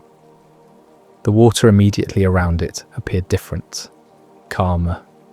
The current that moved through this area, a gentle but persistent flow that affected everything below the surface, seemed to part around the shape. The water was not disturbed or agitated. It simply did not interact with the object in the way water should interact with a submerged form. I retrieved waterproof binoculars from my gear bag. They were designed for surface use, not underwater viewing, but they provided some magnification. When I looked through them, the shape became slightly more defined but no more comprehensible. It had surfaces, angles, sections that caught light differently, despite being at depth where light should have been largely absorbed. The form suggested deliberate construction rather than natural formation or biological growth, and it was aligned with the buoy, not positioned randomly beneath the station, but precisely aligned, as if Delta 7 had been placed above it intentionally, as if the buoy's location had been chosen because of what was already here, not despite it. I thought about the signal, 927 megahertz, narrow band repeating. I thought about the equipment anomalies, systems optimizing themselves, error logs resolving without input. I thought about the maintenance schedule, routine inspections every 2 months, keeping human presence in the area regular but not continuous. What if Delta 7 was not primarily an environmental monitoring station? What if its real function was something else entirely? I took photographs, though I knew they would show nothing. Underwater photography requires specialized equipment and lighting. My standard maintenance camera would capture only murky blue-green nothing. But I photographed anyway, documenting what I was seeing, even if the documentation would be inadequate. The shape remained motionless. I watched it for nearly 15 minutes, waiting for movement, for any indication of what it was or what it was doing. Nothing changed. It existed. It persisted. It did not acknowledge my observation in any detectable way. Finally, I stood up from the platform edge and returned to my equipment. My maintenance checklist was complete except for the firmware update, which I had already decided to postpone. By all official measures, my work at Delta 7 was finished. But leaving felt wrong. Not dangerous. I felt no threat, no sense of immediate harm. Just the persistent wrongness of walking away from something I did not understand. I checked the time. I had been on site for 3 hours and 40 minutes. The weather window would hold for another 6 hours at minimum. I had fuel and supplies for an extended stay if needed. I made a decision that violated protocol. I would remain at the station for another hour. Not to perform additional maintenance, but to observe, to see if anything changed, to determine if what I was experiencing was genuine anomaly or simply my imagination transforming routine equipment, quirks into something more significant. I sat on the equipment cases on the service platform, laptop open, spectrum analyzer running, watching both the signal trace and the water below, and I waited. Chapter 4: Communication without language. The signal changed at the 47-minute mark of my observation period. It did not increase in strength or shift frequency. Instead, the pattern of repetition altered. The intervals between pulses, which had been irregular but seemingly random, suddenly became structured. 3 short pulses followed by a longer gap, then 2 pulses with a medium gap, then 4 pulses in rapid succession. It was not Morse code. It was not any communication protocol I recognized, but it was unmistakably intentional. I moved closer to the edge of the platform. The signal pattern shifted again. 5 rapid pulses, long gap, single pulse, medium gap. I stepped back toward my equipment. The pattern returned to something closer to its original irregular structure. It was responding to my position. I tested this systematically. When I moved toward the buoy's northern access panel, The signal increased its pulse frequency. When I moved south, the frequency decreased.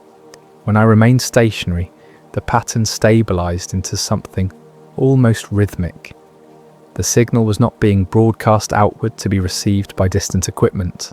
It was reacting to proximity, to my proximity specifically, or perhaps to any human presence in the area. I spoke aloud. "I can detect your signal." The pattern did not change. I tried different phrasings, different tones, no response. Whatever was generating the signal either could not hear me or had no interest in auditory communication. But when I moved my hand near the diagnostic port on the buoy, the signal pattern became sharp and rapid. When I pulled my hand away, it returned to baseline. It was tracking my interaction with the station systems. A thought occurred to me that I immediately tried to dismiss but could not. The signal was not communication in the sense of transmitting information from sender to receiver. It was more fundamental than that. It was awareness, acknowledgement, the electromagnetic equivalent of making eye contact. Something was aware I was here. I looked down at the water again. The shape remained at the edge of visibility, unchanged. But now I noticed something I had missed before. The anchor cable that descended from Delta 7 did not terminate at the ocean floor. It extended downward into the darkness, yes, but its angle was wrong. Anchor cables hang vertically under tension. This cable curved slightly, as if drawn towards something offset from the buoy's position, as if the cable was not anchored to the seabed at all, but to something else entirely. I retrieved my maintenance documentation and found the technical drawings for Delta 7. The anchor system specifications indicated a depth of 160 feet to the ocean floor in this location. The cable length was listed as 180 feet, providing appropriate scope for a secure mooring. I took a depth reading using the boat's sonar. The ocean floor was 340 feet below me. The specifications were wrong, or they had been changed, or Delta 7 was not anchored to the bottom at all. I felt a sensation that I can only describe as certainty without source. Not intuition, not deduction, but simple knowledge that appeared fully formed in my mind. The shape beneath the water was not a separate object that happened to be near the buoy. The buoy was tethered to it. Delta 7 was not monitoring the ocean. It was monitoring whatever was down there, or perhaps it was being monitored by it. The maintenance schedule suddenly made terrible sense. Regular inspections every 2 months, human presence in the area at predictable intervals, giving something opportunities to observe us while we believed we were observing it. I thought about the equipment anomalies again, systems optimizing themselves, navigation improving beyond normal specifications, batteries maintaining charge impossibly well. What if those were not malfunctions? What if they were interactions? A submerged intelligence making itself helpful, smoothing over complications, making the human technician's job easier. Why? To encourage us to keep coming back? To maintain the relationship? To study us more effectively? The signal pattern changed again. This time it held steady, a consistent rhythm, neither increasing nor decreasing, regardless of my position. As if whatever was generating it had finished observing and was now simply maintaining presence. I should have left then. I should have collected my equipment, untied the mooring lines, and returned to shore immediately. But I needed one more confirmation, one more piece of evidence that what I was experiencing was real and not the product of isolation and overactive imagination. I pulled up the buoy's acoustic monitoring logs. The system recorded underwater sound at multiple frequencies, storing everything for later analysis. If the shape below was producing any noise, mechanical sounds, biological signatures, anything, it would be captured in these logs. I filtered the data to show only the previous 6 hours. The timeline showed exactly what I expected to see. Ocean ambient noise, biological activity, whales at distance, smaller marine life nearby, boat engine sounds during my arrival and mooring. And underneath all of that, a consistent low-frequency tone that should not have been there. It was below the range of human hearing, subsonic, but it was present in every recording, stretching back through the stored data. I scrolled backward through weeks of logs. The tone was always there, constant, unchanging, as if something below the station was maintaining a continuous acoustic presence, marking its territory, announcing itself to anything with sensors capable of detection. We had been recording it for years. Every 2 months, when technicians like me came out to service the equipment, we downloaded these logs and sent them back to shore. Someone had been reviewing this data. Someone had seen this tone, and no one had ever mentioned it in any maintenance report or technical advisory I had received. Either they had not noticed, which seemed unlikely given how prominent the signature was, or they had noticed and chosen not to say anything. Both possibilities were equally disturbing. Chapter 5. The log that rewrites itself. I documented everything in my maintenance log. The signal at 927 MHz. The equipment optimizations. The shape beneath the water. The subsonic tone in the acoustic recordings. The anchor depth discrepancy. Every observation, every measurement, every timestamp. The log entry was thorough and professional. I included no speculation, no interpretation, just factual description of what I had observed and measured. This was protocol. Anomalies must be reported exactly as encountered. I saved the document and backed it up to 3 separate storage locations: my laptop, a USB drive, and the cloud storage system maintained by the company. Then I began preparing for departure. The sun was lower now. I needed to return before dark. As I was disconnecting the diagnostic equipment, my laptop chimed with a sync notification. The cloud backup had updated. I glanced at the screen and saw that my maintenance log file showed as modified 2 minutes ago. I had not touched it in 20 minutes. I opened the document. The entry was still there, but the wording had changed. Not dramatically. The facts were mostly intact, but the tone was different, softened. My description of unknown signal at 927 MHz now read, possible interference pattern detected at 927 MHz. My note about anchor depth discrepancy had become sonar reading inconsistent with specifications, suggest equipment calibration. The shape beneath the water was no longer mentioned at all.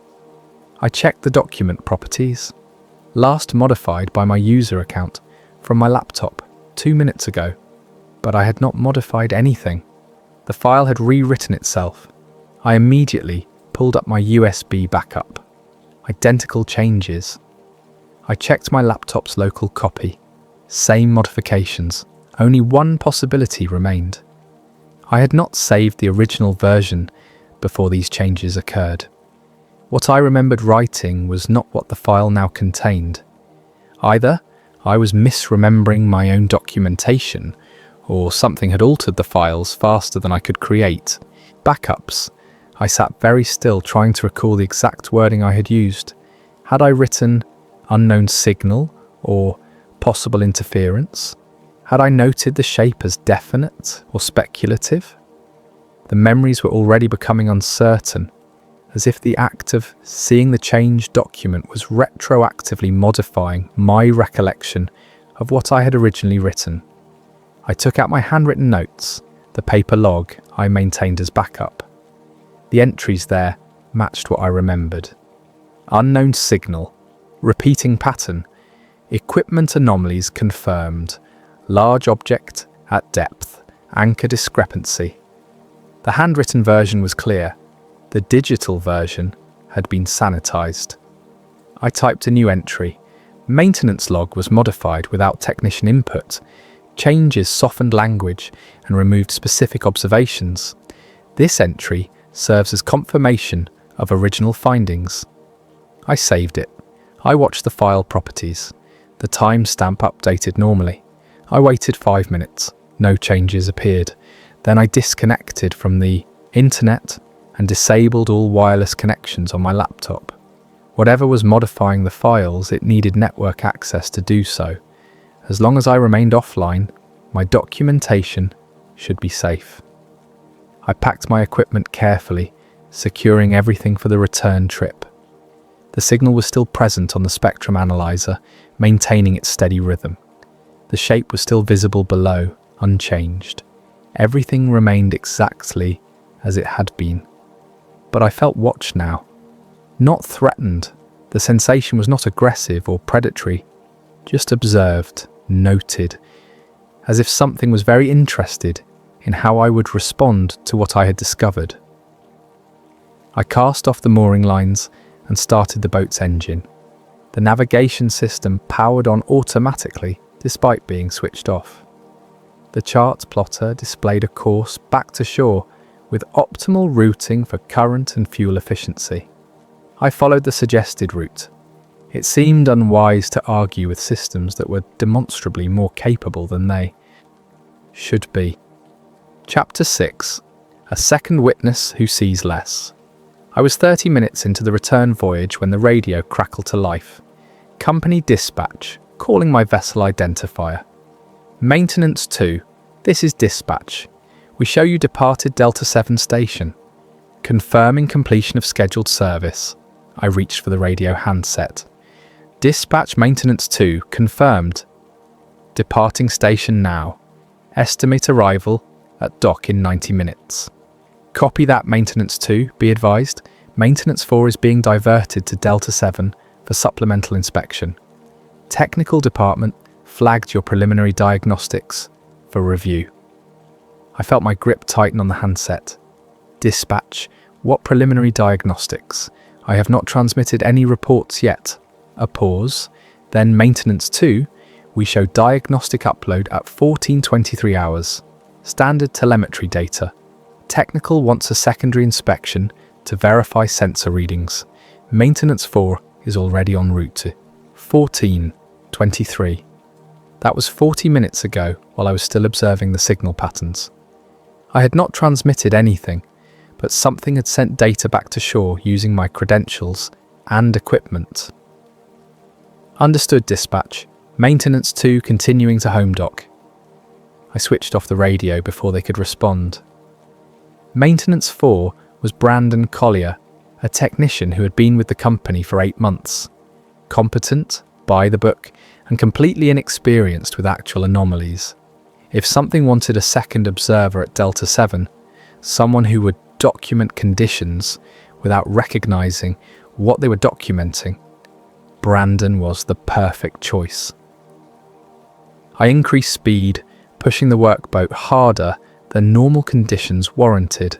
I needed to be at the dock when Brandon returned. I needed to compare our observations before anyone else could influence the record. The sun was setting when I secured the boat at the company marina. I offloaded my equipment into the maintenance shop and immediately checked my computer. The internet connection re-established automatically. Within seconds, my maintenance log file updated again. The new entry I had written, the one documenting unauthorized modifications, was gone. The file now showed a routine service report with minor equipment notes and no mention of anomalies whatsoever. I pulled out my handwritten notes and photographed every page with my phone.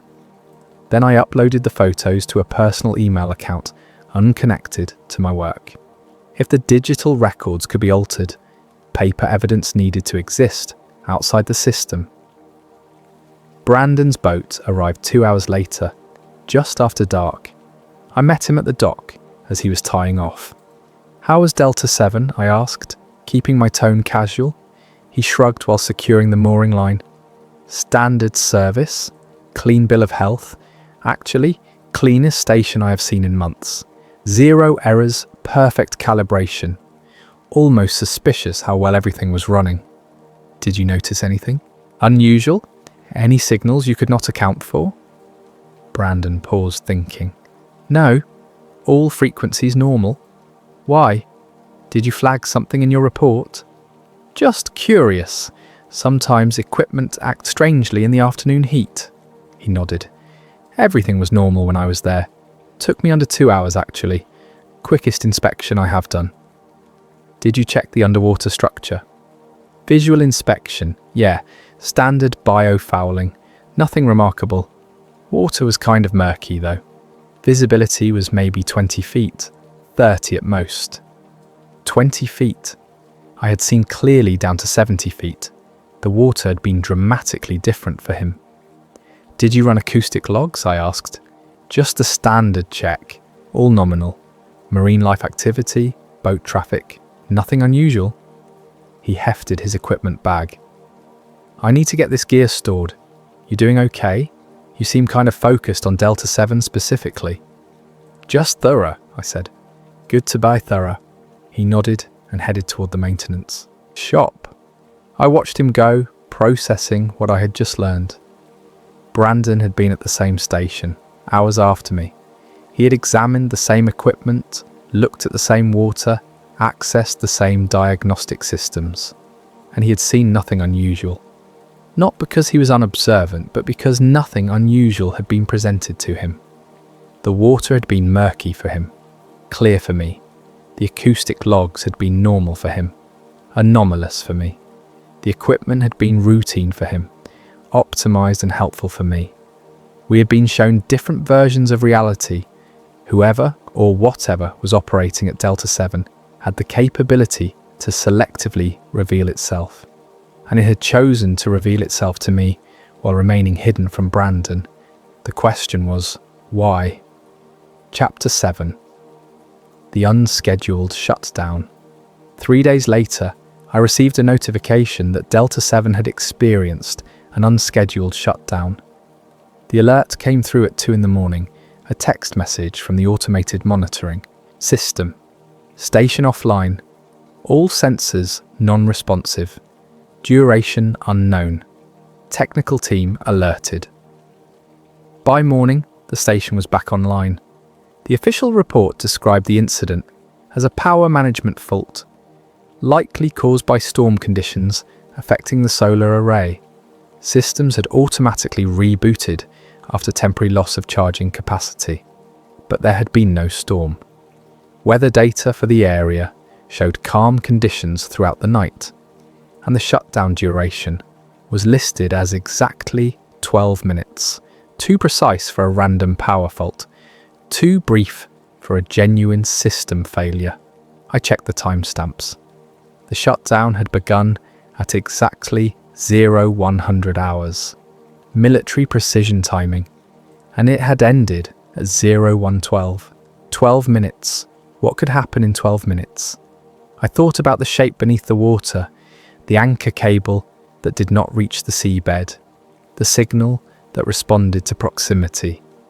What if the shutdown was not a malfunction, but a maintenance window? What if whatever was down there needed the surface equipment offline periodically? I pulled up historical records for Delta 7. Over the previous 5 years, the station had experienced 17 unscheduled shutdowns. Every single one had occurred between midnight and 3 a.m. Every single one had lasted between 10 and 15 minutes. Every single one had been explained as power management issues, sensor faults, or environmental factors. 17 perfect maintenance windows, spaced irregularly throughout 5 years, all explained away as unrelated technical problems. I checked other stations in the monitoring network. None of them showed similar patterns. The occasional genuine failure, yes, but nothing with the mathematical regularity of Delta 7 shutdowns. That station was being serviced, not by human technicians, but by something else, and the shutdowns ensured no telemetry data existed for those brief windows. Whatever happened during those 12 minutes left no official record. I made a decision that would likely end my employment if discovered.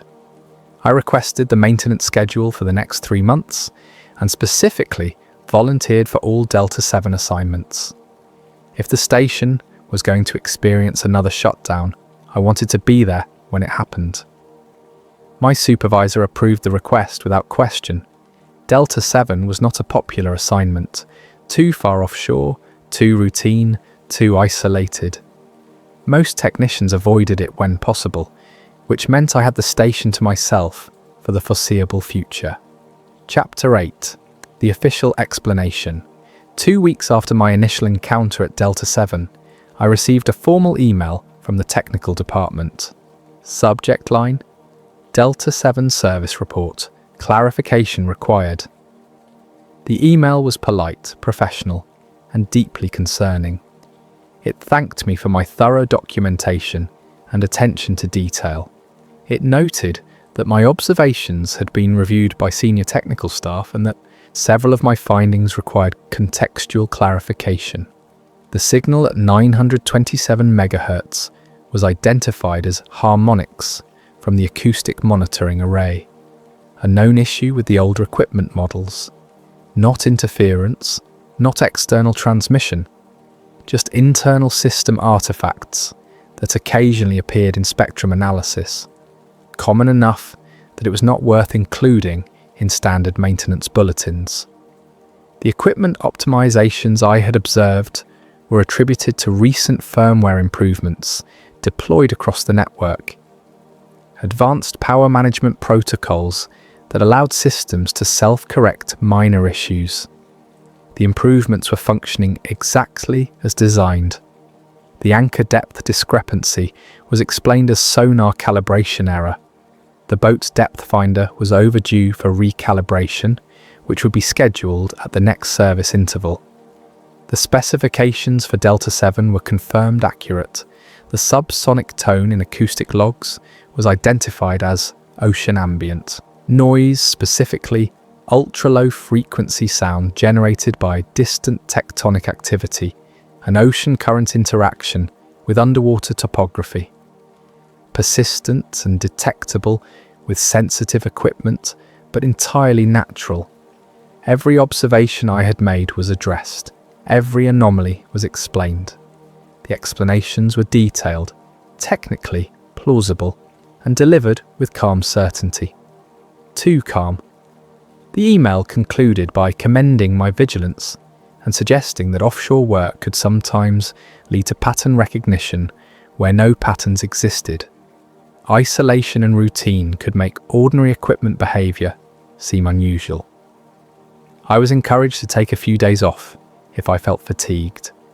The entire message read like it had been written to check boxes rather than address genuine concerns. I typed a response questioning several of the explanations, specifically the sonar calibration issue and the timing of the firmware updates. I provided additional details from my handwritten notes.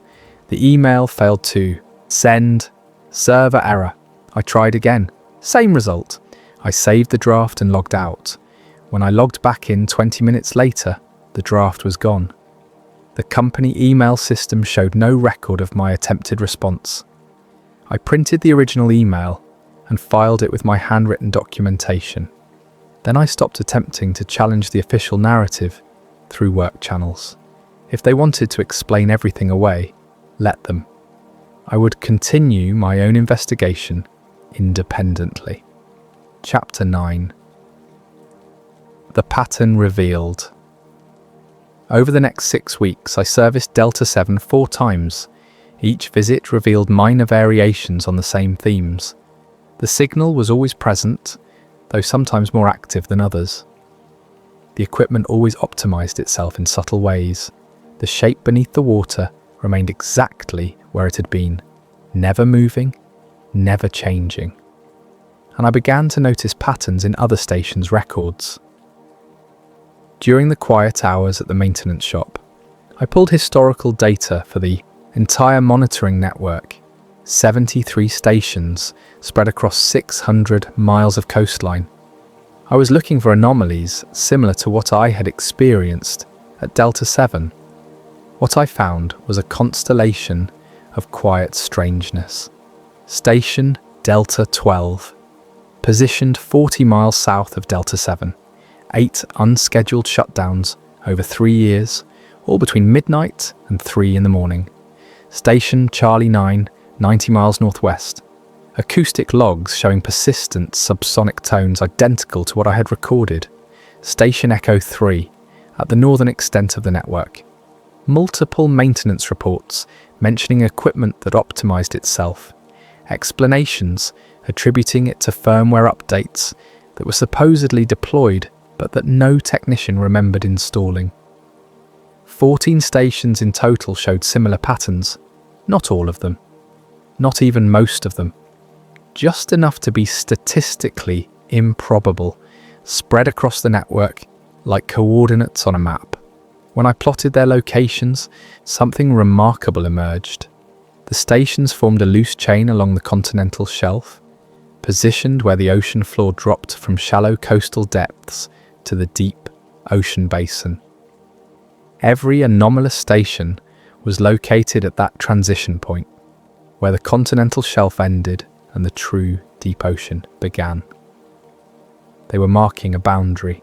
I found maintenance records going back to the network's inception in the late 1990s. The anomalous stations had been anomalous from the beginning. The patterns I was observing were not recent developments.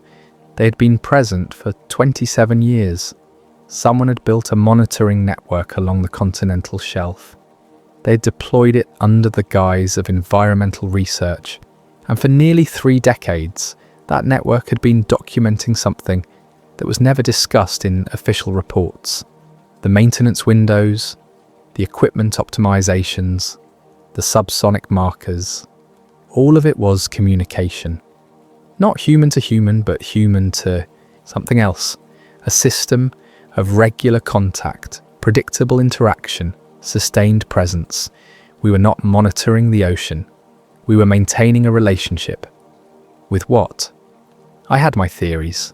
Submerged intelligence, post-biological entities, human-designed systems that had evolved beyond their original parameters. None of the theories were comforting, but one thing was certain. Whatever was happening at these stations, it had been happening for my entire career. I had serviced dozens of stations over 6 years. How many had I visited that were part of this hidden network? How many times had I been observed without realizing it? The thought was both terrifying and strangely mundane. This was my job. I had been doing it correctly. The only difference now was awareness. Epilogue. What the boy was really doing. I am still employed by Coastal Environmental Monitoring Systems. I still service Delta 7 every 6 to 8 weeks. I still file maintenance reports that describe routine operations and minor equipment adjustments. Nothing has changed, officially. But I understand now what Delta 7 actually is. What all these stations are. They are not observing the ocean. They are servicing something that was already here. Something submerged. Something patient. Something that requires regular contact with the surface, but never breaks that surface itself. The stations provide power. They provide data upload capabilities. They provide a reason for humans to visit predictable locations at regular intervals. They are interface points, service contracts, a maintenance schedule for infrastructure that extends far deeper than the buoy structures visible above water. We think we are monitoring the environment. In reality, we are technicians maintaining systems we do not fully understand for purposes that are never fully explained. And the most disturbing realization, it works. The system functions, the data flows, the relationships persist, no one is harmed, no one is threatened. The arrangement is so perfectly calibrated that most technicians retire without ever noticing anything unusual. I notice, I document, I continue working, because what else is there to do? The official explanations are available for anyone who wants comfort. Firmware updates, sensor artifacts, calibration drift. The narrative is there, complete and professionally presented. But I have my handwritten notes. I have my photographs of the equipment that optimizes itself. I have my memory of water that was clear for me and murky for others. And I have the certainty that comes from proximity, from being close enough to notice what was never meant to stay hidden forever. Some encounters do not arrive from the sky in bright lights and dramatic confrontation. Some encounters have been here all along, patient and methodical, surfacing briefly only when we are positioned exactly close enough to see. The buoys mark the boundary, the stations maintain the connection, and technicians like me service the equipment, one routine maintenance call at a time, never quite understanding what we are really servicing. But understanding is not required for the system to function. It never was. There exists a window of time that almost no one observes, not because it's hidden, but because observation requires consciousness, and consciousness requires witnesses.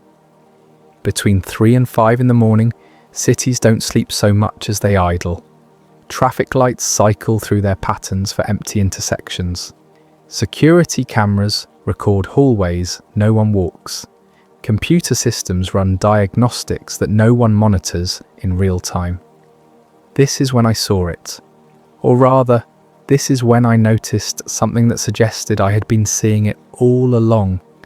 My name is Marcus Webb, and for the past 11 years I've worked as a systems coordinator for the Regional Water Treatment Authority. It's not glamorous work. Most people don't think about where their water comes from or how it's managed until something goes catastrophically wrong. My job is to make sure nothing goes catastrophically wrong. I monitor flow rates, chemical balances, pressure differentials across a network of pumping stations, and treatment facilities that serve about 200,000 people. I work the overnight shift, midnight to 8 in the morning, 4 days a week. The pay differential makes it worth the circadian disruption, and honestly, I prefer it. No meetings, no supervisors hovering, just me, 6 monitors, and the quiet hum of systems doing exactly what they're designed to do. The event I'm about to describe didn't announce itself. There were no lights in the sky, no mysterious figures, no equipment failures or power surges. What happened was far more subtle, and in retrospect, far more unsettling. It started with a number that was technically correct, but contextually impossible. Chapter 1. The anomaly on a familiar screen. It was a Tuesday morning in late September. The timestamp read 3:17. I had been monitoring a routine chlorination cycle at Treatment Plant 7, one of our smaller facilities located about 15 miles outside the city proper. The process is automated, but we maintain human oversight because water treatment operates on the principle that redundancy saves lives. The chlorine injection rate was reading 0.72 parts per million, well within acceptable parameters. The flow rate through the contact chamber showed 2.4 million gallons per day. Normal for that time of night. The residual chlorine reading at the discharge point measured 0.68 parts per million. I had been staring at these numbers for maybe 20 seconds before I realised what was wrong. The contact time didn't match. In water treatment, contact time is the duration that water spends in contact with chlorine before it's considered disinfected. It's a function of volume and flow rate. Given the size of Plant 7's contact chamber and the flow rate being reported, the contact time should have been roughly 90 minutes. The system was reporting 93 minutes. 3 minutes isn't much. It wouldn't trigger any alarms. The system builds intolerances for exactly these kinds of minor variations. Equipment drifts, calibrations shift. Real-world physics rarely aligns perfectly with theoretical calculations. But I had been doing this job for 11 years. I knew Plant 7 systems intimately. A 3-minute drift didn't happen gradually. It happened when something in the flow dynamics changed. I checked the influent delta, no variation. I checked the chamber level sensors, stable. I pulled up the historical logs and scrolled back through the past 6 hours. The drift had appeared suddenly at 2:41 in the morning, 36 minutes ago. The contact time had been 90 minutes at 2:40. At 2:41, it jumped to 93 minutes, and it had stayed there. I ran a diagnostic on the flow meters. They came back clean. I checked for air pockets in the contact chamber that might create dead zones. Nothing. I reviewed the chemical feed logs to see if someone had adjusted injection rates, without logging it properly. All normal. The numbers made sense individually. They just didn't make sense together. I logged the discrepancy as a minor anomaly and flagged it for the day shift to investigate. Probably a sensor issue. Probably nothing. Then I noticed something else. The moment I flagged the issue and looked away from that screen to check another facility, the contact time corrected itself. When I looked back, it read 90 minutes again. Exactly 90 minutes. I stared at the screen for a full minute. The reading held stable. 90.0 minutes. Not 90.1. Not 89.9. Exactly 90. I unflagged my report and deleted the notation. I told myself I had misread it the first time. Fatigue. Too much coffee. Not enough sleep before the shift. But I didn't believe that. I have a near photographic memory for numbers. It's why I'm good at this job. I opened a blank document and typed Plant 7 contact time anomaly 2:41 to 3:17. 93 minutes reported, then corrected to 90 on observation. I saved it to my personal drive, not the system logs. I didn't know why. It just felt like the right thing to do. The rest of the shift passed without incident. I didn't mention it to the day crew during shift change. What would I even say? I saw a number that changed when I stopped looking at it. They'd think I was losing it. I drove home as the sun came up, went to bed, and slept poorly. Chapter 2. Corroboration without communication. 3 nights later, I was back on shift. Different day of the week, same time window. I had almost convinced myself the contact time thing had been exactly what I'd told myself it was. Misread data, tired eyes, coincidental timing. Then the temperature readings started drifting. Plant 7 again. This time, it was the raw water intake temperature. Our sensors monitor the temperature of incoming water because it affects chemical, dosing rates, and biological activity. The intake pulls from a reservoir that maintains fairly stable temperatures, especially at depth. At 2:39 in the morning, the intake temperature read 54.2 degrees Fahrenheit. Standard for that time of year. At 2:43 it read 54.7. At 2:47 it was at 55.1. A 9/10 degree rise in 8 minutes. That doesn't happen. Water temperature changes slowly. Even if there were a thermal layer mixing event in the reservoir, we'd see gradual fluctuation, not a steady linear increase. I checked the outflow temperature from the treatment process. It had risen proportionally. I checked the ambient air temperature at the facility. It had actually dropped slightly. I checked weather data for the area. Clear skies, no wind, no atmospheric anomalies. The temperature continued to climb. 55.3, 55.6, 55.8. I was reaching for the phone to call the facility maintenance line when the increase stopped. The reading held at 56.0 degrees. Then over the next 12 minutes, it dropped back to 54.2, exactly where it had started. The rise had been 0.1 degrees per minute. The decline was 0.15 degrees per minute, almost like something was testing the system's response time, or measuring its thermal characteristics. I documented it. Personal file again. Same instinct as before. Then I did something I probably shouldn't have. I called Raymond Torres. Raymond works the same shift I do, but he monitors electrical grid distribution for the Regional Power Authority. Different agency, different systems, but we occasionally overlap on infrastructure coordination. We'd grabbed coffee a few times. He was solid, rational, not prone to jumping to conclusions. I didn't tell him what I'd seen. I just asked him a hypothetical.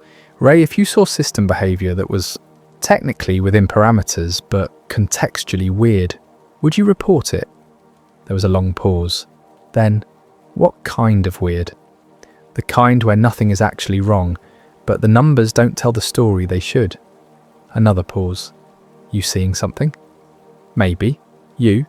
He was quiet for maybe 15 seconds. Then, yeah, Tuesday night. Voltage phase imbalances on a distribution substation. Not enough to trigger alerts, but enough to notice. Came and went over about 40 minutes. I checked everything. Equipment's fine. Load patterns were normal. It just happened. What time, I asked? Started around 2:30, resolved by 3:20. My stomach tightened. Which substation? Station 44.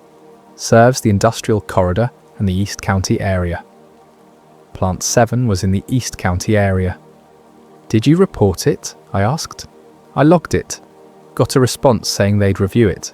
Haven't heard anything since. When did you log it? Wednesday morning. You? Same. We were both quiet. Then Raymond said, Marcus, what's going on? I don't know, but I think something is paying attention to infrastructure. Paying attention how? That's what I'm trying to figure out. We agreed to keep each other informed if we saw anything else. The conversation ended there. Neither of us wanted to say what we were both thinking. The rest of my shift was quiet. I kept watching Plant 7's data streams, but everything behaved normally. At some point around 5 in the morning, I realised I was hoping for another anomaly. Just to confirm, I wasn't imagining patterns where none existed. Nothing happened. I went home feeling more unsettled than I had after the first incident. Chapter 3. The object that isn't an object. The third occurrence was different. This time I saw something, or rather, I saw the absence of something. It was early October, about 2 weeks after my conversation with Raymond. I had started arriving at work 30 minutes early and staying 30 minutes late, expanding my observation window. I told myself it was due diligence. Really, I was looking for it, whatever it was. At 2:53 in the morning, I stepped outside for air. The operations centre where I work sits on the edge of an industrial park, surrounded by warehouses and light manufacturing facilities. At night, the area is essentially deserted. A few security lights, the occasional truck passing on the frontage road. Nothing else. The sky was clear, new moon, the kind of darkness you don't get in cities. I was looking up, not for any particular reason, just appreciating the stars, when I noticed something odd about the light patterns. There's a cell tower about a quarter mile to the northeast. Red aircraft warning lights blink at the top. I've seen those lights thousands of times. I could time my coffee breaks by their rhythm, but that night the blinks were wrong. Not in timing, they still flashed at the regulation interval. But twice, maybe 3 times, the light appeared to blink behind something. Not a cloud. The sky was clear, not a bird. The interruption was too geometric, too consistent. Something was between me and that tower. Something that didn't reflect light. Something that had depth and dimension, but no visible surface. I stood there for maybe 5 minutes watching. The interruption happened again. The red light blinked, and for just a fraction of a second it was occluded. Not dimmed, not scattered, blocked. I went back inside and pulled up our site's external security camera feed. We have 4 cameras with overlapping fields of view, covering the parking area and building perimeter. I rewound to the time I'd been standing outside. The footage showed me clearly, standing there, looking up, but it showed nothing else. No object, no shadow, no anomaly in the frame. I switched to the infrared mode we use for overnight monitoring. Still nothing. But when I looked at the timestamp, metadata, something caught my attention. The camera had logged 3 brief buffering events during the time I was outside, each lasting less than a second. Not enough to disrupt recording, but enough to appear in the diagnostic log. I checked the network traffic analysis. During those buffering moments, data transmission from that camera had spiked, not by much, just enough to suggest the processor was working harder than usual to encode the video stream, as if it was trying to render something it couldn't quite process. I filed that in my personal documentation as well. Growing larger now. Screenshots, log exports, timestamps. I was building a case file without knowing what the case was. Chapter 4. The pattern. Over the next month, I documented 17 separate incidents. Not all at Plant 7. Not all involving the same type of system anomaly, but all sharing certain characteristics. They occurred between 2:30 and 3:45 in the morning. They lasted between 20 and 55 minutes. They involved measurements that were technically accurate, but contextually improbable. They resolved themselves without intervention. They left no permanent evidence in official logs. I created a spreadsheet. Date, time, duration, system affected, type of anomaly, correlation factors. I'm not a data scientist, but I know enough about pattern recognition to see what was emerging. Whatever this was, it operated on a schedule, not a regular schedule. The incidents didn't happen every night or even every week, but when they did happen, they clustered around specific times. Tuesday and Thursday nights were most common. Weekend incidents were rare, but not unheard of. I cross-referenced this against shift schedules, maintenance logs, and operational patterns. Tuesday and Thursday nights were when we ran reduced staffing. Fewer people monitoring systems, more automation, longer gaps between human observation. It was choosing when to appear, based on when it was least likely to be noticed. But it wasn't trying to hide. If it wanted to avoid detection completely, it could have. Our systems aren't monitored with perfect vigilance. There are gaps, blind spots, times when no one is watching at all. Instead, it was operating in a margin, present enough to be detectable if someone was paying attention, quiet enough to be dismissed as instrumental error if they weren't. That suggested something I didn't want to consider. It wanted to be found, but only by someone who was looking carefully. Raymond had continued reporting his observations. Voltage anomalies, frequency drift, momentary load imbalances, always in the same time window, always resolving without cause.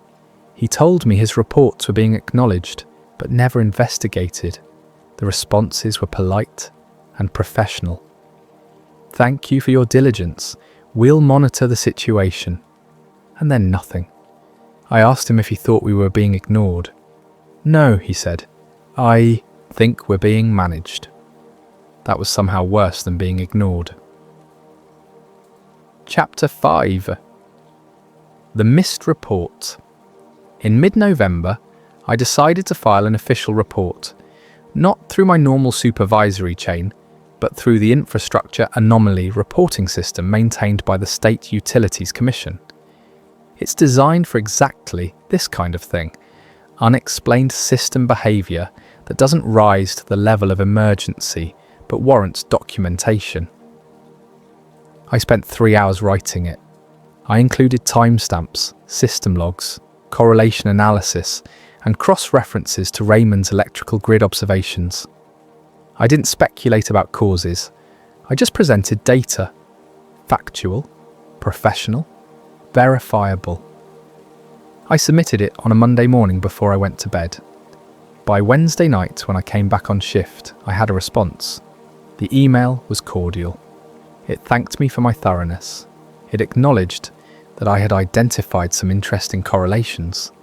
It noted that periodic anomalies in automated systems are common and generally attributable to sensor drift, environmental factors, or timing coincidences in how multiple systems sample data. The report had been reviewed by appropriate technical staff. No safety issues were identified.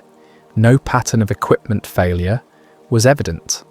The anomalies I documented fell within expected operational variance. The case was closed. No follow-up questions. No request for additional data. No interest in the correlation with electrical grid observations. Just noted, reviewed, closed. I read that email 4 times. Then I called Raymond. "Did you file a formal report?" I asked. "Last week." "You?" "Yeah, got a response today." "Let me guess. Thank you for your diligence, case closed?" "Pretty much." "Same here." He paused. "Marcus, I've been thinking about this. Maybe we're making something out of nothing. These systems are complex. Coincidences happen." "You don't believe that?"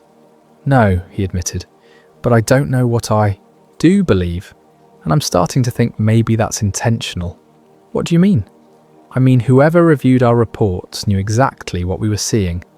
And they closed the cases anyway. Not because they think we're wrong, but because they think we're right and they don't want it investigated." I didn't sleep well that day. Chapter 6. The Near Encounter. December brought early snow. Not much, just enough to make the roads inconvenient and give me an excuse to leave for work even earlier than I'd been doing. I told myself it was about avoiding traffic. Really, I was still looking. On a Thursday night, 3 days before Christmas, I got closer than I ever wanted to. We'd had a minor equipment issue at Plant 7. A backup generator had failed its automated test cycle, which meant someone needed to physically inspect it to determine if it was a genuine fault or a sensor error. Normally, we'd wait for day shift maintenance, but the forecast called for heavy snow overnight, and protocol required backup power systems to be verified operational before severe weather. I volunteered to drive out there. It's only 15 miles. I had the access codes. I'd done field inspections before. I left the operations centre at 2:23 in the morning. The drive was uneventful. Roads were clear. No other vehicles. The snow hadn't started yet, but I could smell it in the air. That particular metallic crispness that comes before a storm. I reached Plant 7 at 2:41. The facility was quiet. Security lights illuminated the main treatment buildings. Everything looked normal.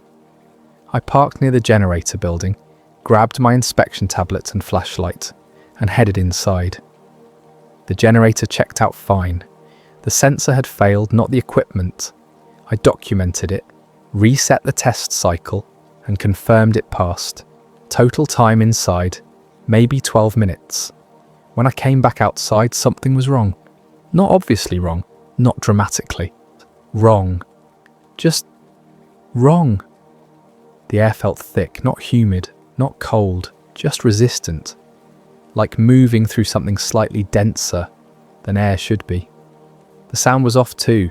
I could hear the hum of the facility equipment, but it seemed muted, distant, like I was hearing it through a wall. I looked up. The sky was overcast now, clouds having moved in while I was inside. But the light was strange. The security lights created halos that extended farther than they should. The shadows were too sharp. Then I noticed my truck. It was exactly where I'd parked it, but it looked farther away. Not much, maybe 10 or 15 feet, except I knew I'd parked it 30 feet from the generator building entrance. I always park in the same spot. I walked toward it.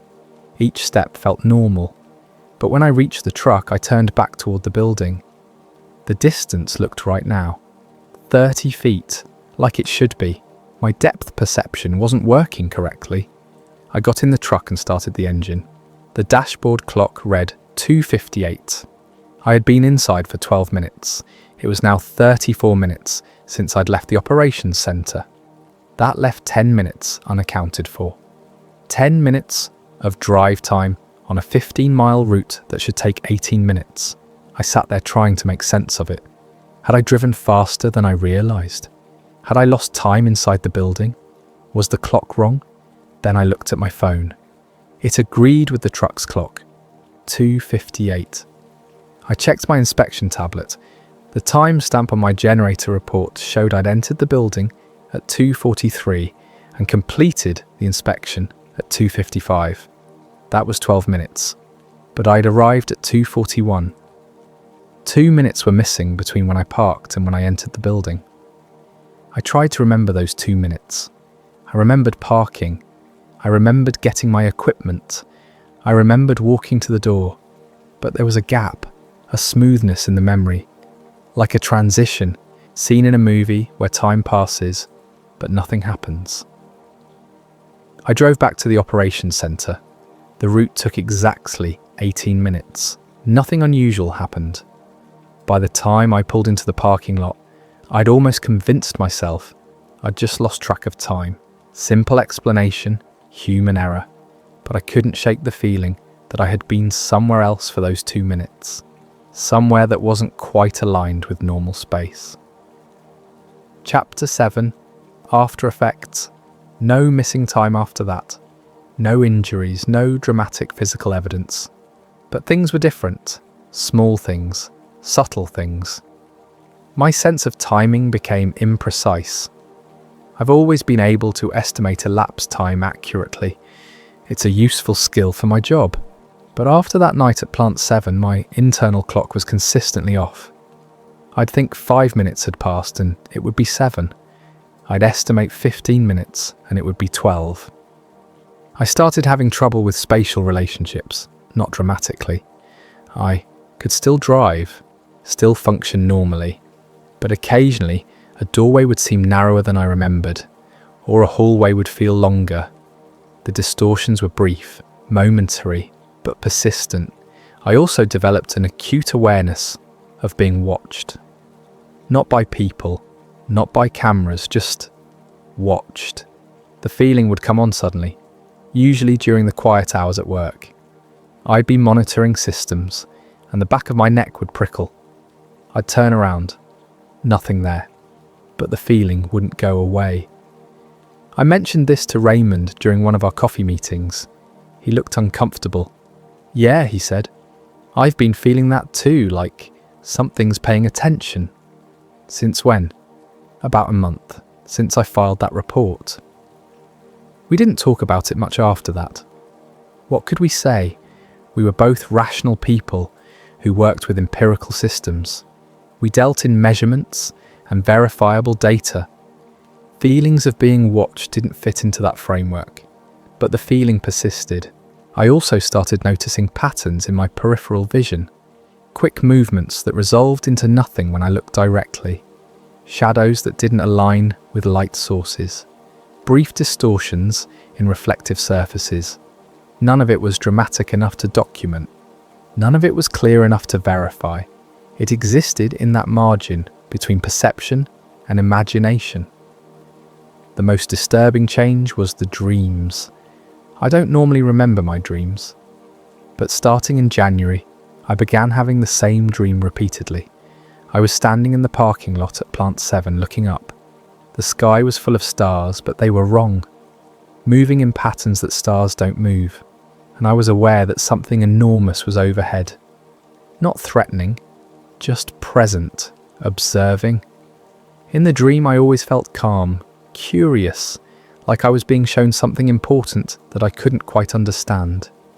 I'd wake up with no anxiety, no fear, just a profound sense of having missed something obvious. Chapter 8. Independent Confirmation. In late February I found the forum. I wasn't looking for it. I was researching infrastructure monitoring protocols for work and stumbled across a discussion thread on an engineering message board. The topic was about unexplained sensor anomalies in automated systems. Most of the posts were routine troubleshooting, but one thread caught my attention. Someone with the username GridWatch had posted a detailed description of voltage anomalies they'd observed over several months. The pattern was identical to what Raymond had documented. I created an account and messaged them privately. I didn't give details, just asked if they'd noticed any temporal patterns.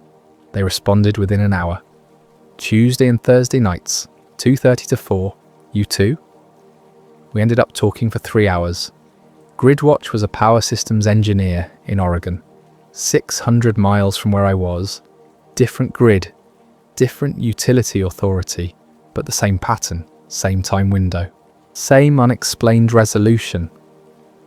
Over the next week, I found 4 more people: a wastewater treatment operator in Nevada, a telecom systems analyst in Colorado, a meteorologist in Idaho who'd noticed atmospheric measurement anomalies, an air traffic controller in Montana who tracked brief radar artifacts.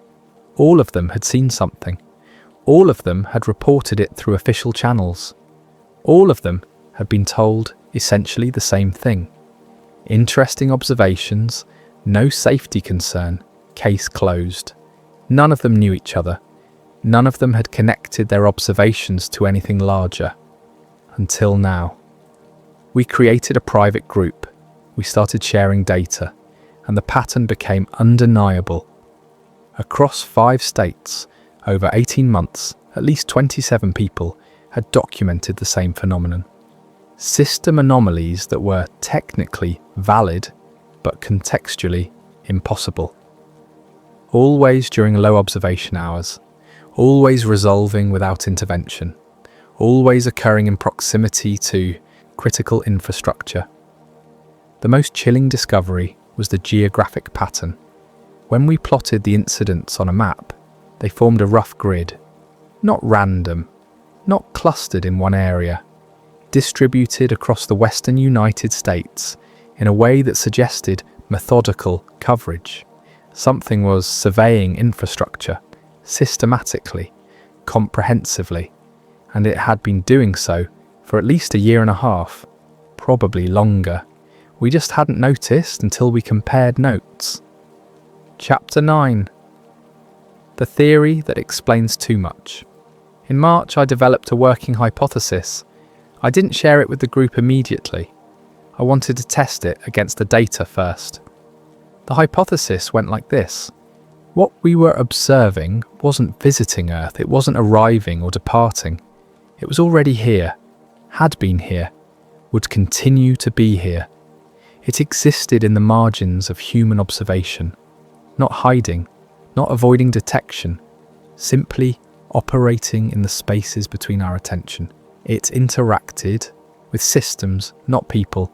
It measured, it tested, it observed, but it didn't interfere beyond what was necessary to gather data. The contact was non-invasive, almost respectful. It triggered anomalies only when they wouldn't cause harm. It resolved them before human operators needed to act. It avoided patterns that would force official acknowledgement. This suggested several disturbing possibilities. First, it understood human systems well enough to know how they were monitored. Second, it had access to operational schedules and staffing patterns. Third, it could predict when anomalies would be dismissed versus investigated. Fourth, it had been doing this long enough to refine its approach. The most unsettling implication was this. The phenomenon wasn't studying our infrastructure to understand our technology. It was studying our infrastructure to understand us, how we organize, how we coordinate, how we respond to anomalies, how we filter information, how we decide what to investigate and what to ignore. It was learning the patterns of human collective behavior by watching how we managed our shared resources. When I finally shared this hypothesis with the group, the response was mixed. Some thought I was overinterpreting. Some thought I wasn't going far enough. But no one could offer a better explanation that fit all the data. The air traffic controller, whose username was Skywatch, raised a question that stuck with me. If it's been here all along, and it's this good at staying in the margins, how many of them are there? And what happens when they're done studying? No one had an answer. Chapter 10. Why it never became a story. You'd think something like this would make headlines. 27 witnesses, documented evidence, multiple jurisdictions, a pattern spanning multiple states. But it didn't. Here's why. No single incident was dramatic. Each anomaly, taken individually, was easily explained. Sensor drift, calibration error, environmental factors, human fatigue. No evidence survived rigorous scrutiny. We had logs and timestamps and correlation analyses, but we didn't have physical proof. No photographs, no video, no material samples. Nothing that couldn't be dismissed as instrumental artifact. No authority denied it strongly enough to raise questions. Our reports were acknowledged, they were reviewed, they were filed. The response was professional, thorough, and completely non-committal. There was nothing to push against, no cover-up to expose, just polite bureaucratic processing. The story died because it was too quiet to fear. It didn't fit the narrative of how contact should happen. No invasion, no communication, no revelation. Just data that didn't quite add up in ways that most people would never notice. I tried talking to a journalist once, met them at a coffee shop, showed them the spreadsheet, the timeline, the geographic distribution. They were interested for about 10 minutes. Then they asked the question that killed it. What do you want people to do with this information? I didn't have an answer because there was nothing to do, no threat to prepare for, no action to take, no demand to make.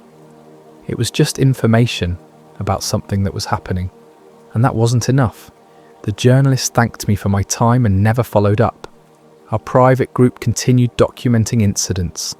We compared notes, we refined our data, but we stopped trying to convince anyone else.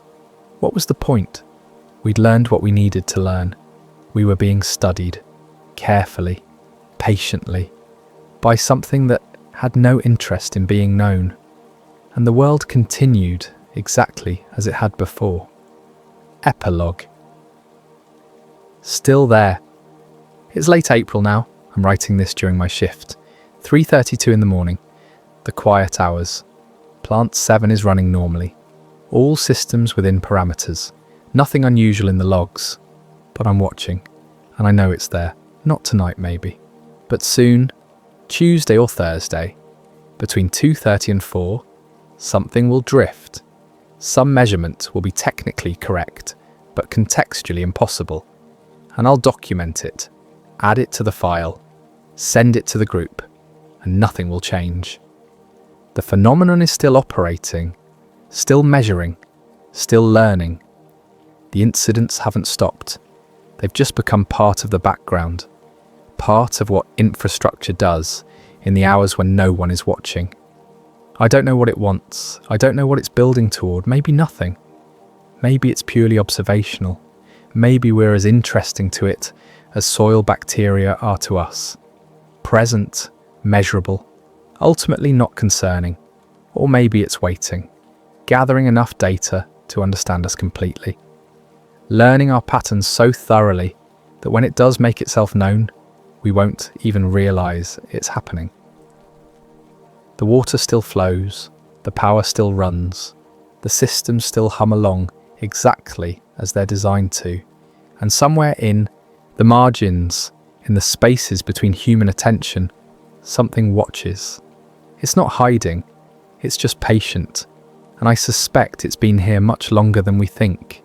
The quiet hours are when the world runs on automation, when cities idle instead of sleep, when critical systems operate without human oversight. It's the perfect time for observation. And I think it knows we know it's there. It just doesn't care if we believe it. Because belief isn't required for observation to continue. The numbers tell their story. The patterns persist. The evidence accumulates in private files and abandoned reports. And in the quiet hours, when the world stops watching, we are being watched in return. I don't know how this ends. I don't know if it ends. I just know that whatever is out there operates on timescales we can't imagine. And what seems like an 18-month study to us might be the briefest glance to them. A moment of curiosity, a passing interest, a casual survey of infrastructure managed by creatures who still measure time in years instead of eons. We build systems to last decades. It thinks in millennia, and will never be able to prove it was here, because it leaves no evidence that can't be explained away, no proof that survives the filter of official skepticism, no story dramatic enough to overcome the human preference for comfort over truth. So it remains what it has always been, an anomaly, a curiosity, a pattern that technically shouldn't exist but can always be dismissed. And in the quiet hours I watch my screens, and I know I'm not the only one watching. The question isn't whether it's real. The question is what happens when it finishes collecting data, and whether we'll even notice when it does. My shift ends in 4 hours. The sun will rise, the day crew will arrive, systems will continue their routines, and tonight, during the hours nobody watches, it will be back, measuring, testing, observing, still there, always, there, in the quiet hours where nobody looks,